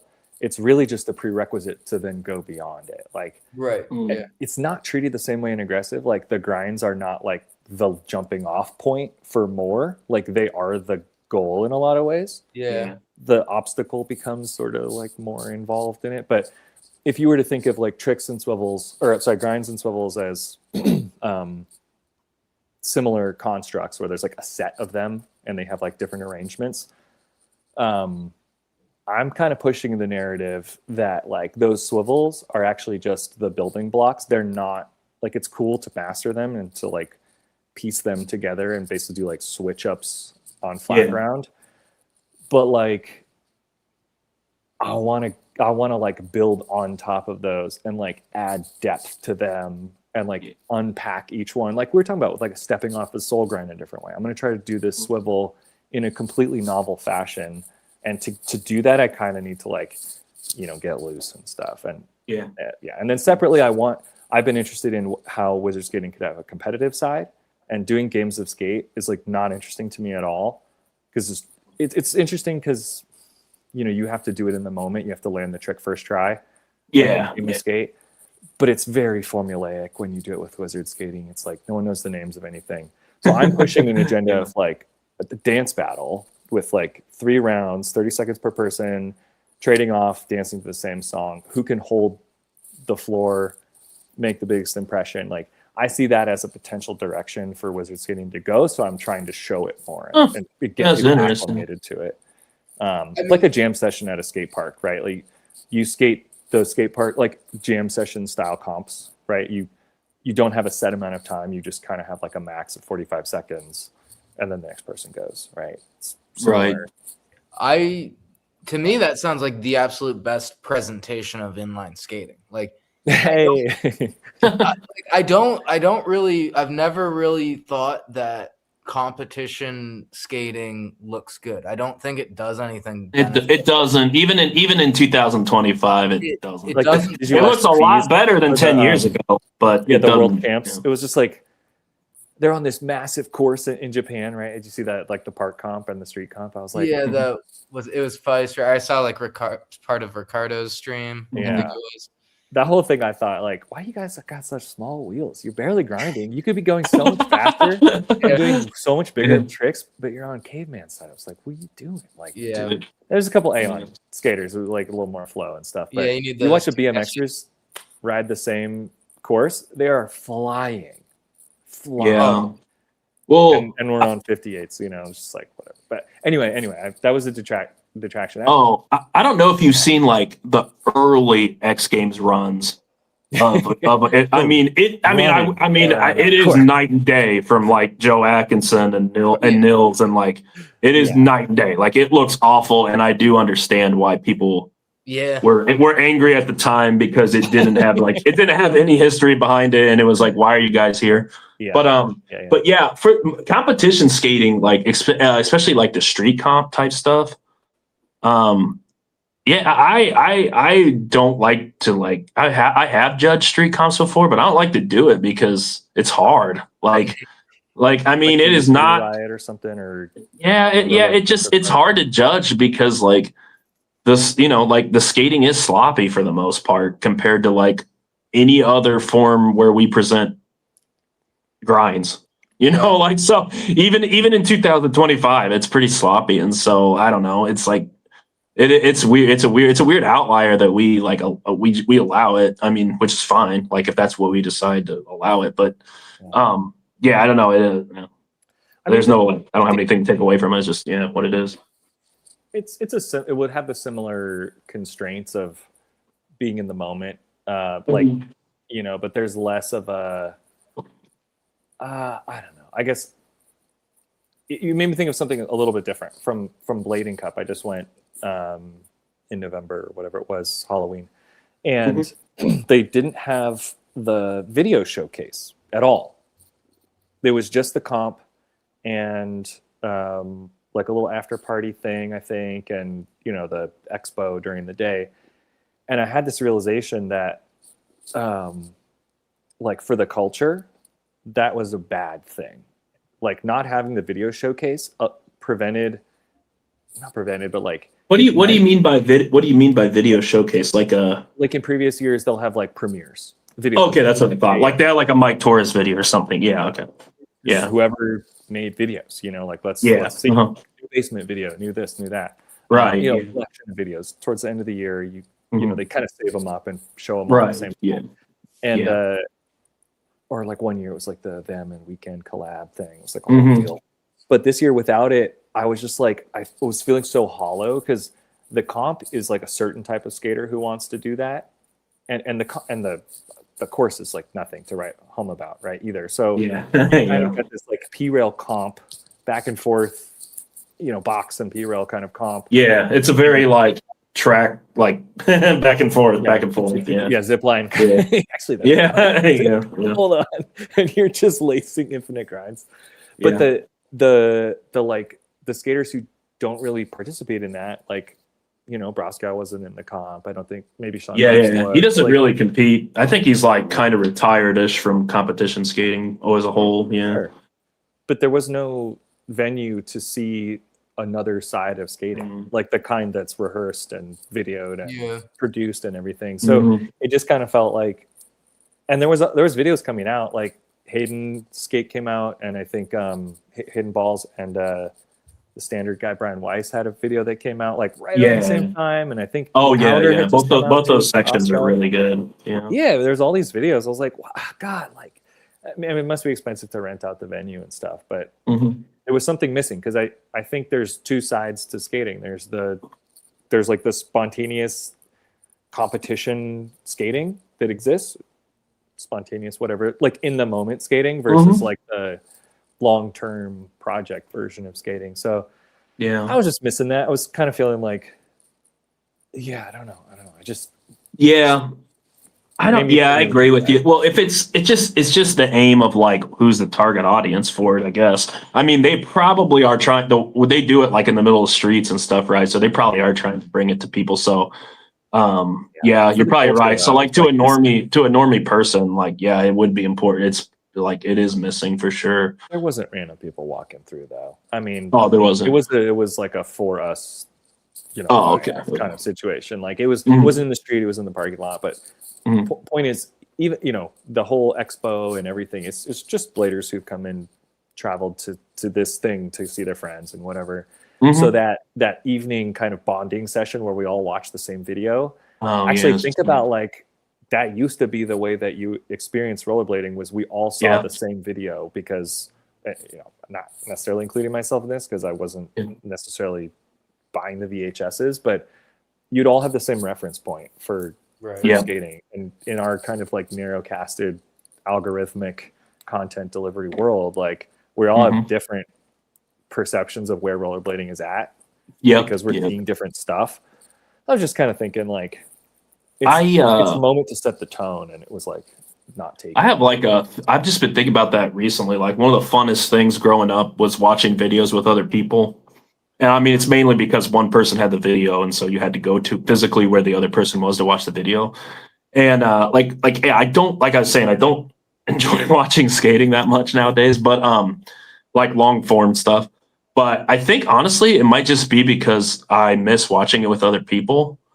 And like, because there was like a few times I go like a year or so ago, I'd go over and me and Reed, my friend Reed, would watch a video, and it was really fun because we would like be joking and laughing, and like you're right, we would all get the same cultural like touchstone of this is whatever section that came out during this time period with this, they did these tricks on this skates, right? So we're very much like able to communicate on that wavelength alone instead of being like, all over the place. But yeah, I probably would watch a lot more skate videos if I just go and watch them with people, like it's just, it seems daunting to me now, but it might just be because like there's no community aspect around it anymore, Yeah, I mean that was the opportunity, was having everyone at Blading Cup is how I saw it, and I'm not ragging on them or whatever. It's just yeah.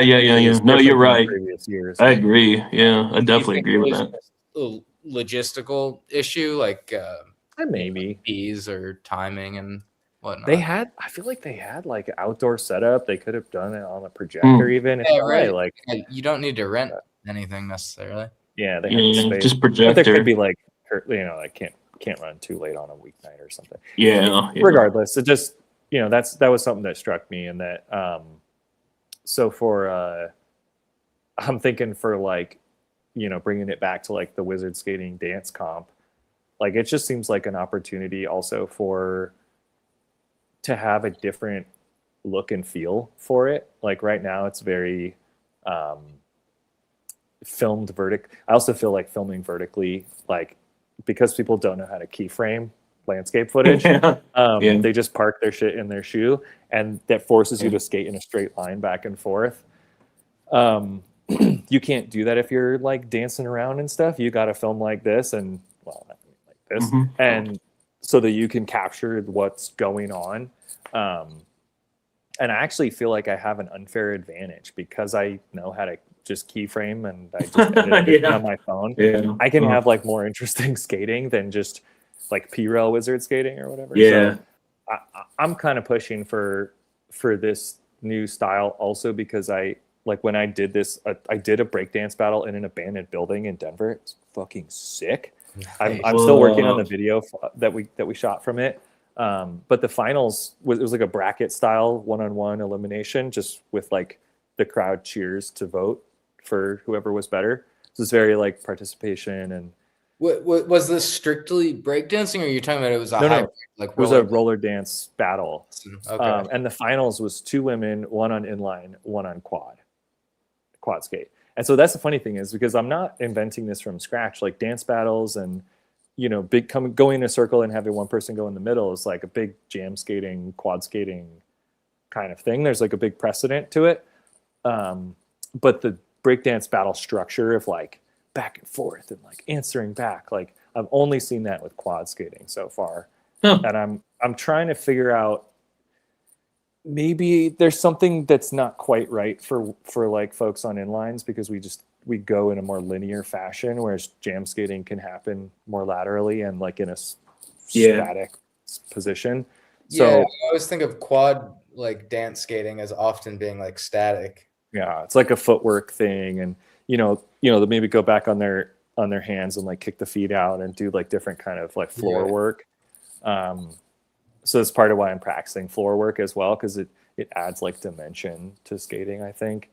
I also think, because I've had some moments where, like we talk about flow state or whatever, where I've like in the winter when there's no one at the skate park and I'm on my big wheels, I'm just dancing, but also then on ramps too. And I've never seen anyone do anything like that. And I have no clue how to really document it. I posted one video recently where I chose a section of the skate park and did this and just kind of pieced together a line where it's like kind of dancey and stuff. And in any case, like I think it'd be really sick to have a wizard freestyle battle in like a section of a skate park where it's like Oh, mostly okay. flatland, but you can access like a bank and a quarter or something cool. Mhm. What about at the You know, bottom? Oh, Bottom of a bowl. It and can't be you like can curved. kind of like use. Yeah. Yeah. Well, no, exactly. Like a drainage ditch would be ideal because Yeah. you can only really swivel on a flat bank surface. You can't swivel on a transition True. because you lose your rocker. Mhm. You go off your rocker a little bit. Technically, you could swivel on vert. I've had this thought. I've never seen a gazelle on vert. You have no like pressure against the wall really, but like Oh yeah. the rocker will work. It's just Joe Atkinson kind of does that a little he bit. does kind of Well, like he doesn't gazelle, 360. but he almost like aligns his feet with the edge of the. He'll kind of I don't like do know. the like stagger, like he'll like switch, Mhm. and go up Yeah, and like flip that's over. like the closest I've seen to that. Yeah. Yeah. So I don't know. I've had some thoughts. Like maybe it's a flat ground and there's like a wedge, and like Mhm. just to God, kind that'd of be so have cool. something to relate to. Because I do think that I was talking with my friend Pietro about the event that we did in return, the Berlin thing. You're on an airfield. It's just like there's no reference point whatsoever for like 12 hours. You're just in like the ether kind of. Yeah. And so like somebody drew like a thing with chalk on the ground and we were like seshing it because it was a reference point. And so same kind of thing, like without a reference point, like I guess you have like you're performing to a crowd or something, but having like a single obstacle could just be something just to kind of like contextualize the movements and stuff.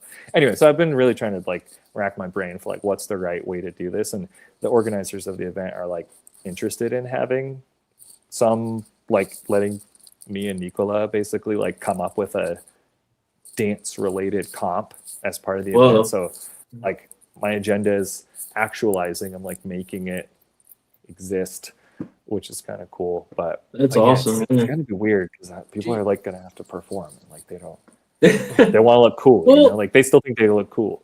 It's like you got to be able to look not cool.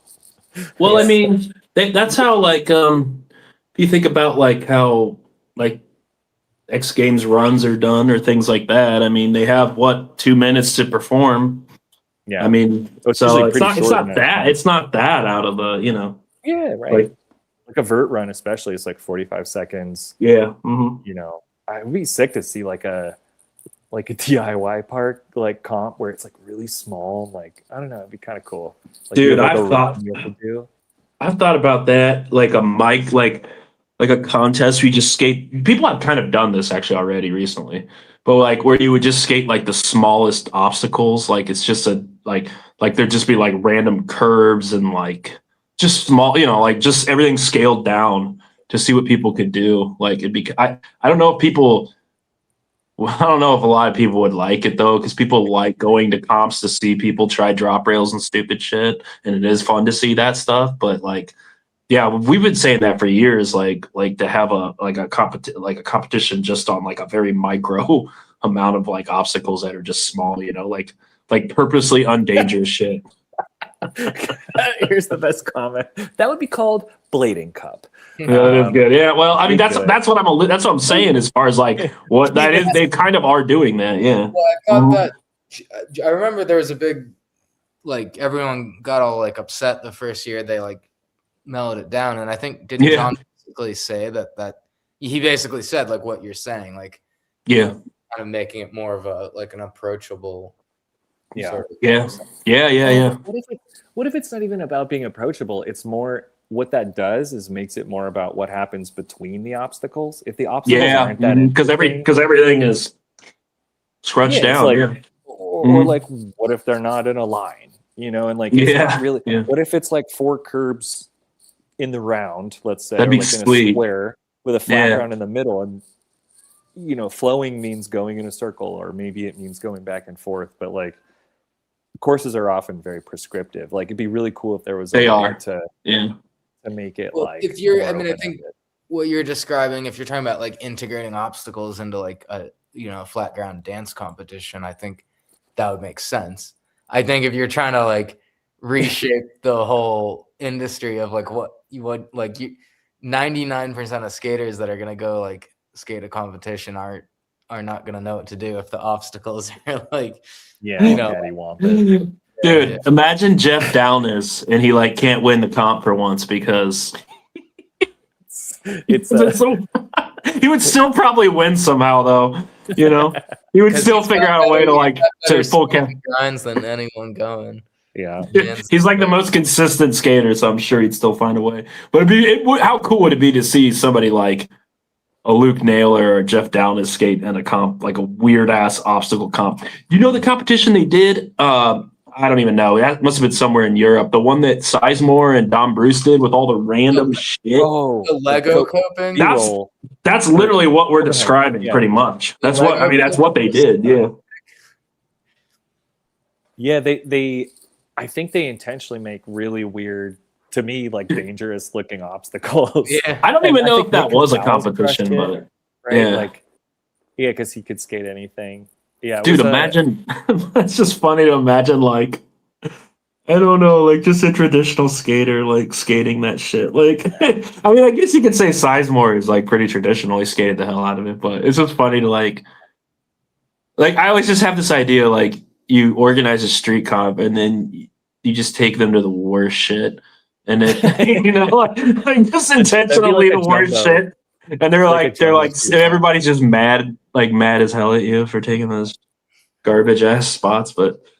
Like people would still get down, dude. People get wild at comps no matter what. I've noticed that. Like I ran a comp for like 6-7 years at Kettering Skate Plaza out here. It's like a super well known skate park out here. Yeah. And dude, I mean, we would only give people like $200-$300 for winning, and they would go crazy, dude. Like they would go crazy. Like Mark Voidic came out here, Julian Bach came out here. It was wild. And I'm like, dude, you guys are only getting like $300. It's like not worth it, but they do it anyway. Spirit of it. It'd be raining and like 1,000 degrees, and it's funny. I mean, I joke about People just get wild. They just get wild. Yeah.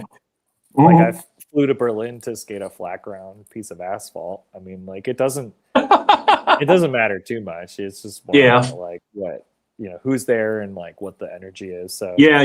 The energy, yeah, for sure. Yeah. Yeah, I flew to Sure. Ohio to skate with this chump. Yeah, we didn't really you go to have that. We went to some good spots, I guess. Yeah, we went to a few good things. That was sweet, dude. You guys got awesome spots. Those There is in tile- Cincinnati. There is in Cincinnati for Yeah. sure. Yeah. Those tile ledges. I wish we could have spent all day Oh, there. yeah. Yeah, we haven't been back there. Haven't been back there since. So Yeah. there's a lot. Yeah, there's a lot. Even in my little like town. I mean, I'm sick of it all, but there are definitely good spots. They're all really close together too. So, but I'm lucky because I have so many good parks, skate parks. You know. yeah, you got the DIY stuff too, and like Yeah, it's funny because like a lot of the like parks, I guess that you're at, like just Mhm. don't look like skate parks out here. 'Cause Yeah. in Colorado, we got like I think 60 skate parks in like the Yeah, you metro guys area. got like And they're all mainly concrete. sick. Like they're all just Yeah. like freaking dream skate parks. Yeah. And I like end up looking Yeah. for the weird ones, like that kind of suck. Dude. Because Well, in Creston- Indiana, not saying they that, have like, those. you got shitty skate parks and that's fun, but like Dude, I love shitty skate more parks. That's my interesting about it, favorite yeah. thing. Yeah, that is my favorite thing. I love like rundown ass skate park that's not even on Google Maps.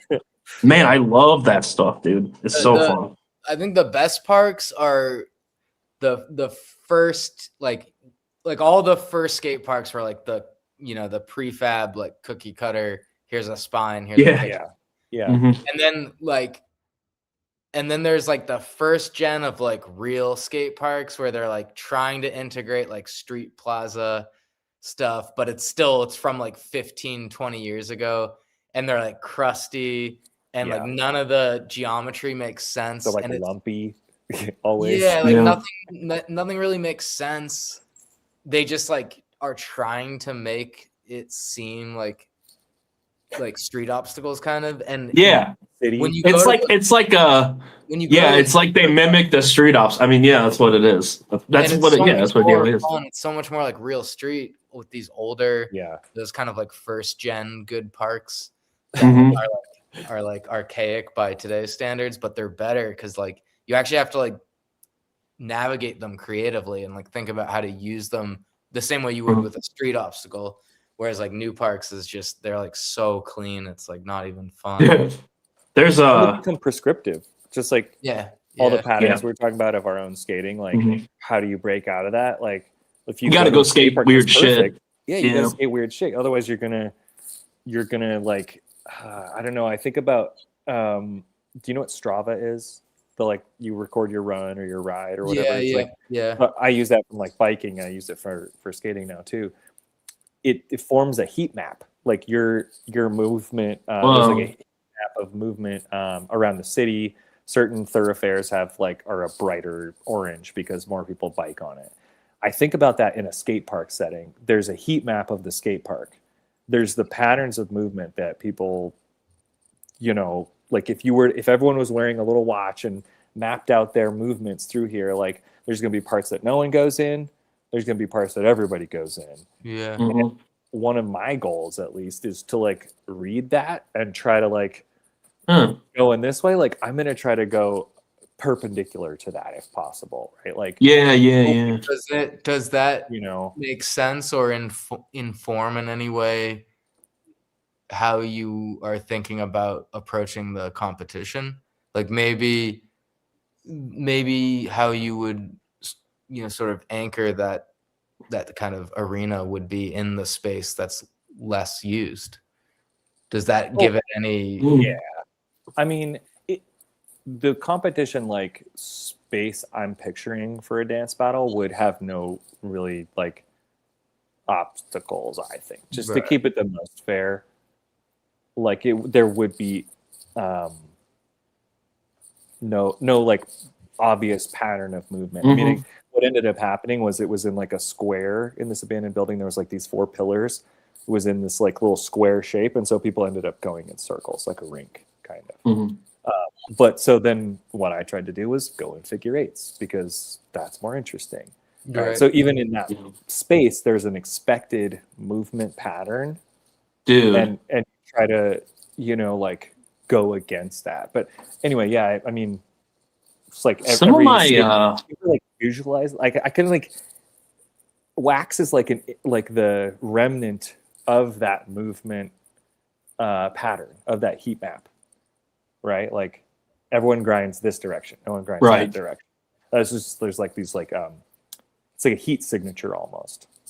That's like dude, I love recently there's been like people who will grind the direction you think they're going to grind by how it's being filmed, but then they will intentionally subvert you by like stopping and then coming back the opposite way. There's Don Bruce is really good at that, where it's like what the hell, like what the hell, and then like turn around and they'll exactly or they'll like grab something like that and then fling themselves back, where you as the viewer think they're going to just continue straight or they're going to veer left or right. They purposely go back the opposite way at the obstacle. I love that type of stuff. I never think like that, but like, man, that stuff's so cool with a fisheye. I love it. Yeah. Oh, that's interesting. That always like irks me a little bit. I'm like, well, it's jarring, but it's like intentionally jarring. For more. I'm like, hey, you're double dipping. Hold on. No. Like, it's like when someone posts like in a full length video, like multiple tricks on the same obstacle. I'm like, pick one. Yeah, I'm very much like pick one. That's my biggest pet peeve. Yeah. Okay, all right, good. Because I mean, multiple angles of the same trick, I'm here for it, right? Like, as long as the angle adds something to it, and not just for sake of second angle, Well, multiple angles is just you're telling the story of that trick, that session, but like, like. Exactly, like pick one. Like that's like if you're skating a spot, the point of spot skating is to arrive at an original idea that's like that's like specific to why you're there. Otherwise, why are you doing that trick? Yeah. Then the spot is generic, I can see that. Yeah. Like they're or go the other direction, pick a pretty generic spot and do all your tricks on that spot. I want to see you kind of like go deep or go wide. It's like yeah, your depth kind of thing. But yeah, when all right, I'll give you, there was one I saw where somebody like did a grind and maybe they like did a cess slide and then went back the other way and grinded the same thing again.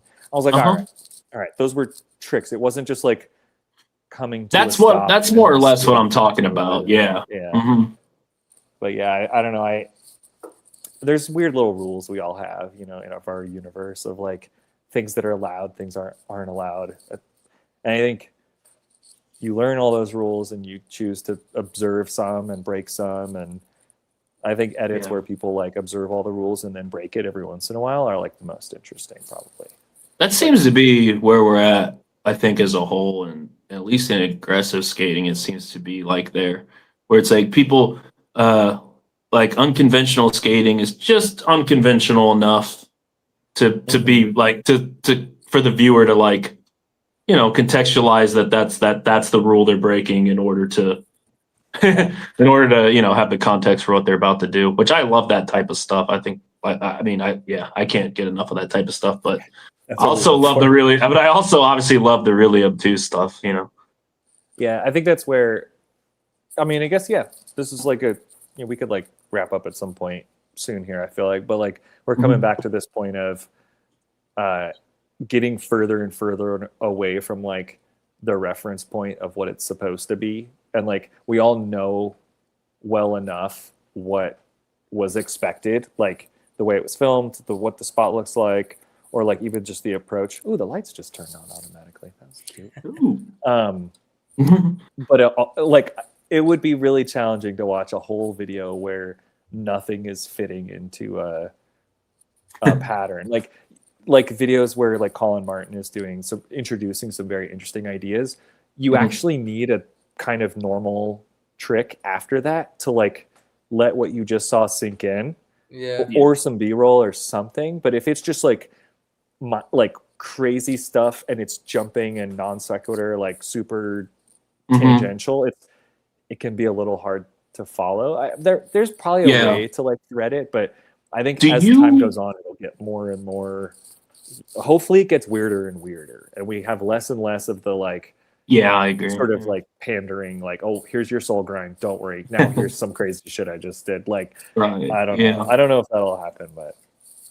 Do you worry about or do you not? Let's not worry, but do you think about like when the way like the readability of your skating, even to somebody that knows what you're doing, like the accessibility of them to interpret what you're doing? Does that make sense? I know. So.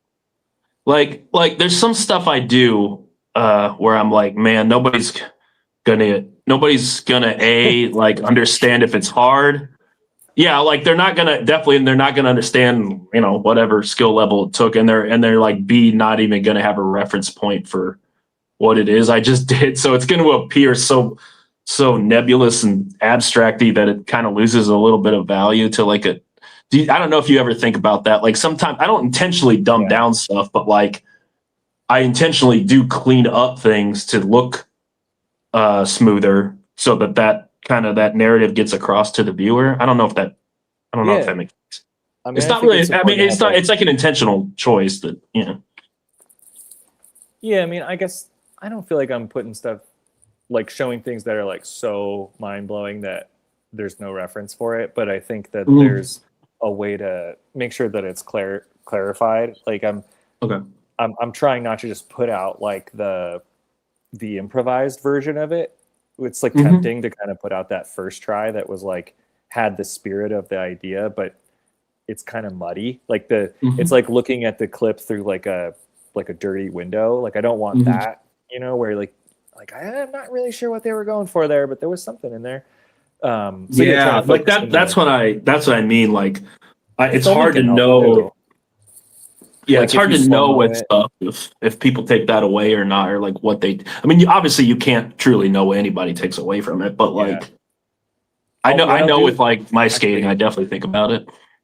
I think what actually I have a thought about this.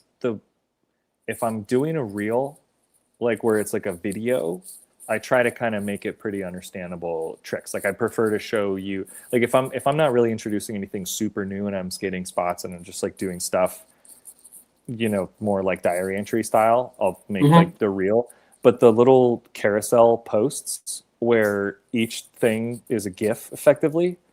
Like, I think that's a good format for introducing stuff that's a little harder to get on the first watch, because you can sit with it. You don't have to wait for the whole video to loop around to like catch that moment again. So if I purposely screen record. I purposely screen recorded things that you've done, so then I can like go in CapCut and like see, like slow it down to like see, because like my brain is stupid and it can't like comprehend what's going on. So like, at full speed, it's crazy. It could be kind of crazy too. Billy, you're one of the few skaters where I really stay with the slide posts. Like I study the slides.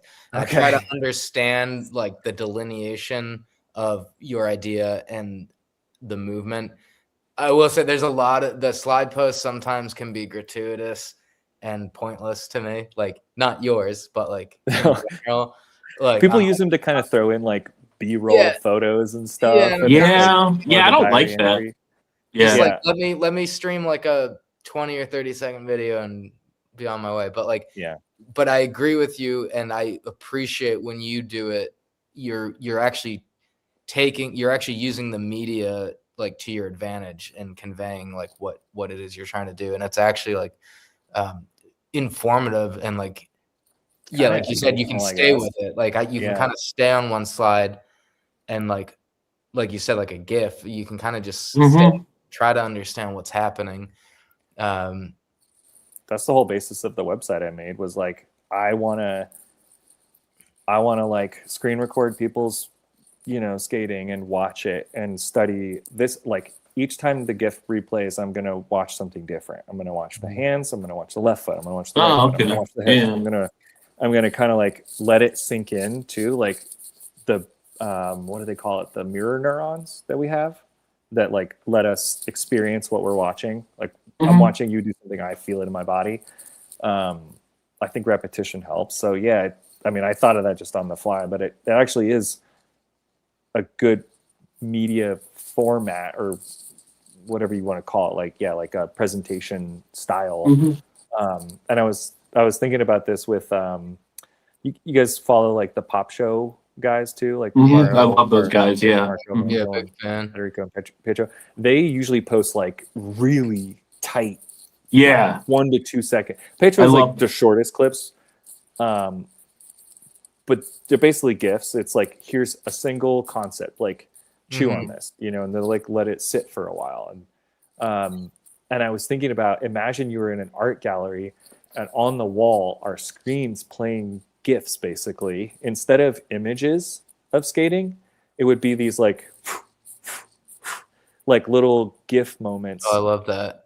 It's very subtle. It might be like insider baseball or whatever, like people say, but for skaters to consume, but as a cool tool to do the scrolly boy or the little side scroll thing. And it could be cool for like, here's the progression. Like it's tempting to post like the first slide should be like the coolest one, kind of, because like but I hook the viewer. I put like the first iteration of the idea, and then the second, third, fourth, and then like the final slide is like the like you made it to the end, here's your reward, like this is the actual trick. But or another version I've done is like each slide has like a slow-mo, like, because you can make it like a little mini edit each one. I'll do like a slow-mo and full speed of the same thing, and maybe the slow-mo is more zoomed in on the moment that I want you to care about. Right. Yeah. So I think that's the other part of it, like the way you present it, but then also like the editing can be super crucial for like making sure somebody like understands your idea. I think I over abuse that sometimes. You're like, I'm gonna run it back. Like you're gonna see this. When I reel like a single clip I'm proud of, I'm gonna be like, all right, here's like a quick shot of like just see the movement, and then a slow-mo of the highlight, and then like the broad spectrum. I usually break a single clip down into 3 things for a reel. But I noticed you do that. I think it's cool. Yeah, I kind It's of just like it editing. though. It still Yeah. doesn't make it too long though. I mean, it's still pretty No, engaging. they're all under like 12 seconds. Yeah, that's kind of like it still keeps it pretty engaging. Yeah, for sure. Well, I appreciate you guys saying that you screen record my stuff. That's super nice and cute. I do this. I mean, I do the same for y'all. I'm like, for Nathan, I will just be in awe, kind of like I'll try to like let it maybe somehow influence a flat ground thing. And yeah, with you, Ryan, too. I'm like, okay, what was that clearing the table thing? Or like, it's more like, I guess I will say for this, That's what I'm not to compare, but you guys are both here. So with Ryan, I will try to like maybe implement the exact thing. With Nathan, I will try to take that idea and convert it into something that I will like factor into a larger movement. I don't know if that makes sense, but like, yeah, that makes sense. Because like I feel like my skating is like a little closer to Ryan, so I can like I can't do what Nathan's doing. Yeah, I have to only kind of take the theme really of what doing Nathan is anything. doing, or like a pre-grab or like a high kick or something like I don't know. I mean, we all will interpret it in our own way in our own bodies, so it's never going to be one-to-one. But it's cool to see something someone did and stash it off as an idea that like I want to chew on this next time and see what happens. Like see what my version is of that trick, basically. It's cool that there's enough people putting out enough like stuff instantaneously on Instagram that each session you could have a new idea from someone from around the world that you're trying. Dude, I mean, like there's a lot of like bad stuff, like bad things that happen to full skate projects and stuff because the internet, but there's a lot of good stuff, and that is like one of the good things. It's like you can constantly be on like an inspiration loop. I mean, I see I mean, I find somebody new every day on Instagram that I'm not following that is really good at skating, and I'm like, who the hell even is this? Like, who is this person? I don't understand that. The same thing happens to me, dude. I don't get it. And I'm like, I cannot believe this. Just like a person that just like does a 450 Royale or something, and you're like, well, who even is this? Like, yeah, it's crazy. Yeah. I'm kind of like, I'll get like a slalom skater or somebody, who's doing something or that here or there, or like a figure skater is kind of cool. Like the freestyle ice skater, like they're on hockey skates, but they're doing kind of stuff. Yeah. That's more interesting to me than normal figure skating because of like how regimented figure skating is. Like I actually, that's one of the things I watch on the big screen is figure skating routines. Like I don't love the big jump spins. Like I think that's cool, but it's just like hammer ice skating, I guess. Where they're doing like quad axles and stuff. But I really love watching their footwork and the choreography and the storytelling that they do. That's super cool. But in terms of like improvised, dope, like street style skate movement, is there a name for that style? Okay, I get because I've seen that and I didn't know like how to look into it further because I was like, what do I even search to like find this? It's kind of like they do a lot of like the slalom, kind of like the little like magic leg, crazy legs kind of thing. But they'll do kind of like vaulty jump things or like hand drag stuff, and it's pretty cool. It always scares me when they put their hand down like they're gonna fucking cut. That's like one of my biggest fears is that like a blade like going cutting off your fingers. You're like looking at it. What was the move in Blades of Glory where they where it was gonna like cut his head off? I mean, it's a real fucking thing, like in the hockey, right? So, but yeah, it's fun to. I do think it's cool to pull inspiration from other movement practices. I don't know if you guys are doing that on a regular basis, but I try to share the stories if I can. Like if I see something wicked cool. But yeah.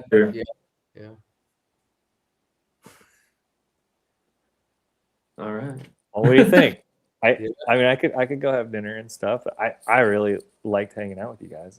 Yeah, it was fun, dude. I knew we were gonna hit it off because I mean, really weirdos hanging out. I know, right? This has been great. I get to talk with both of you guys on Instagram here and there, but like it's nice to actually like have long form discourse.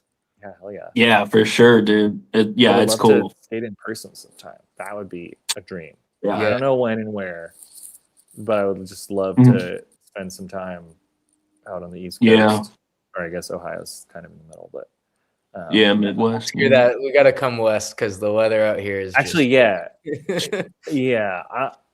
Maybe it won't be 2026 where we have our shit together, but we're like the urban skating group that I tend to lead every week. Like we're thinking about doing one of those like Big Apple roll things. Oh yeah. Yeah. And like a mile high roll. Like that's our main cultural cornerstone is our elevation.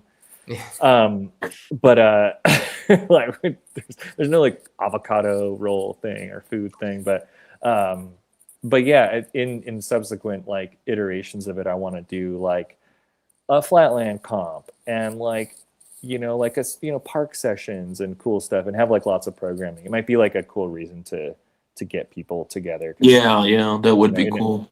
Not like a purely aggressive skating kind of thing, but mile high battle happens. It's just it's not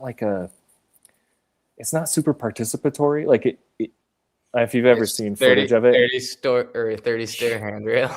well, it like starts with like a flat ledge spot and everyone's like warming up, and then it's immediately the next spot is a down rail, and then the next Sounds spot like is KY battle. Yeah. It's so some other thing that's maybe like multiple days where folks have a reason to fly out and not as much compete, but just like cruise around and hit spots and stuff. Because I mean that's where the fun is just just chilling, having a beer, watching people do silly stuff on or whatever it is. So yeah, anyway, I'll obviously holler at you guys if we have something like that lined up, but I just love to show off this beautiful city of ours. Got good weather and smooth pavement, so like Hell yeah. Yeah. Anyway, we'll make it happen. All right, man. Yeah, it was fun, dude. Yeah. Happy Talk to holidays. y'all Happy later. New Year. Yeah, for sure. See y'all. Ciao. Yeah. Peace.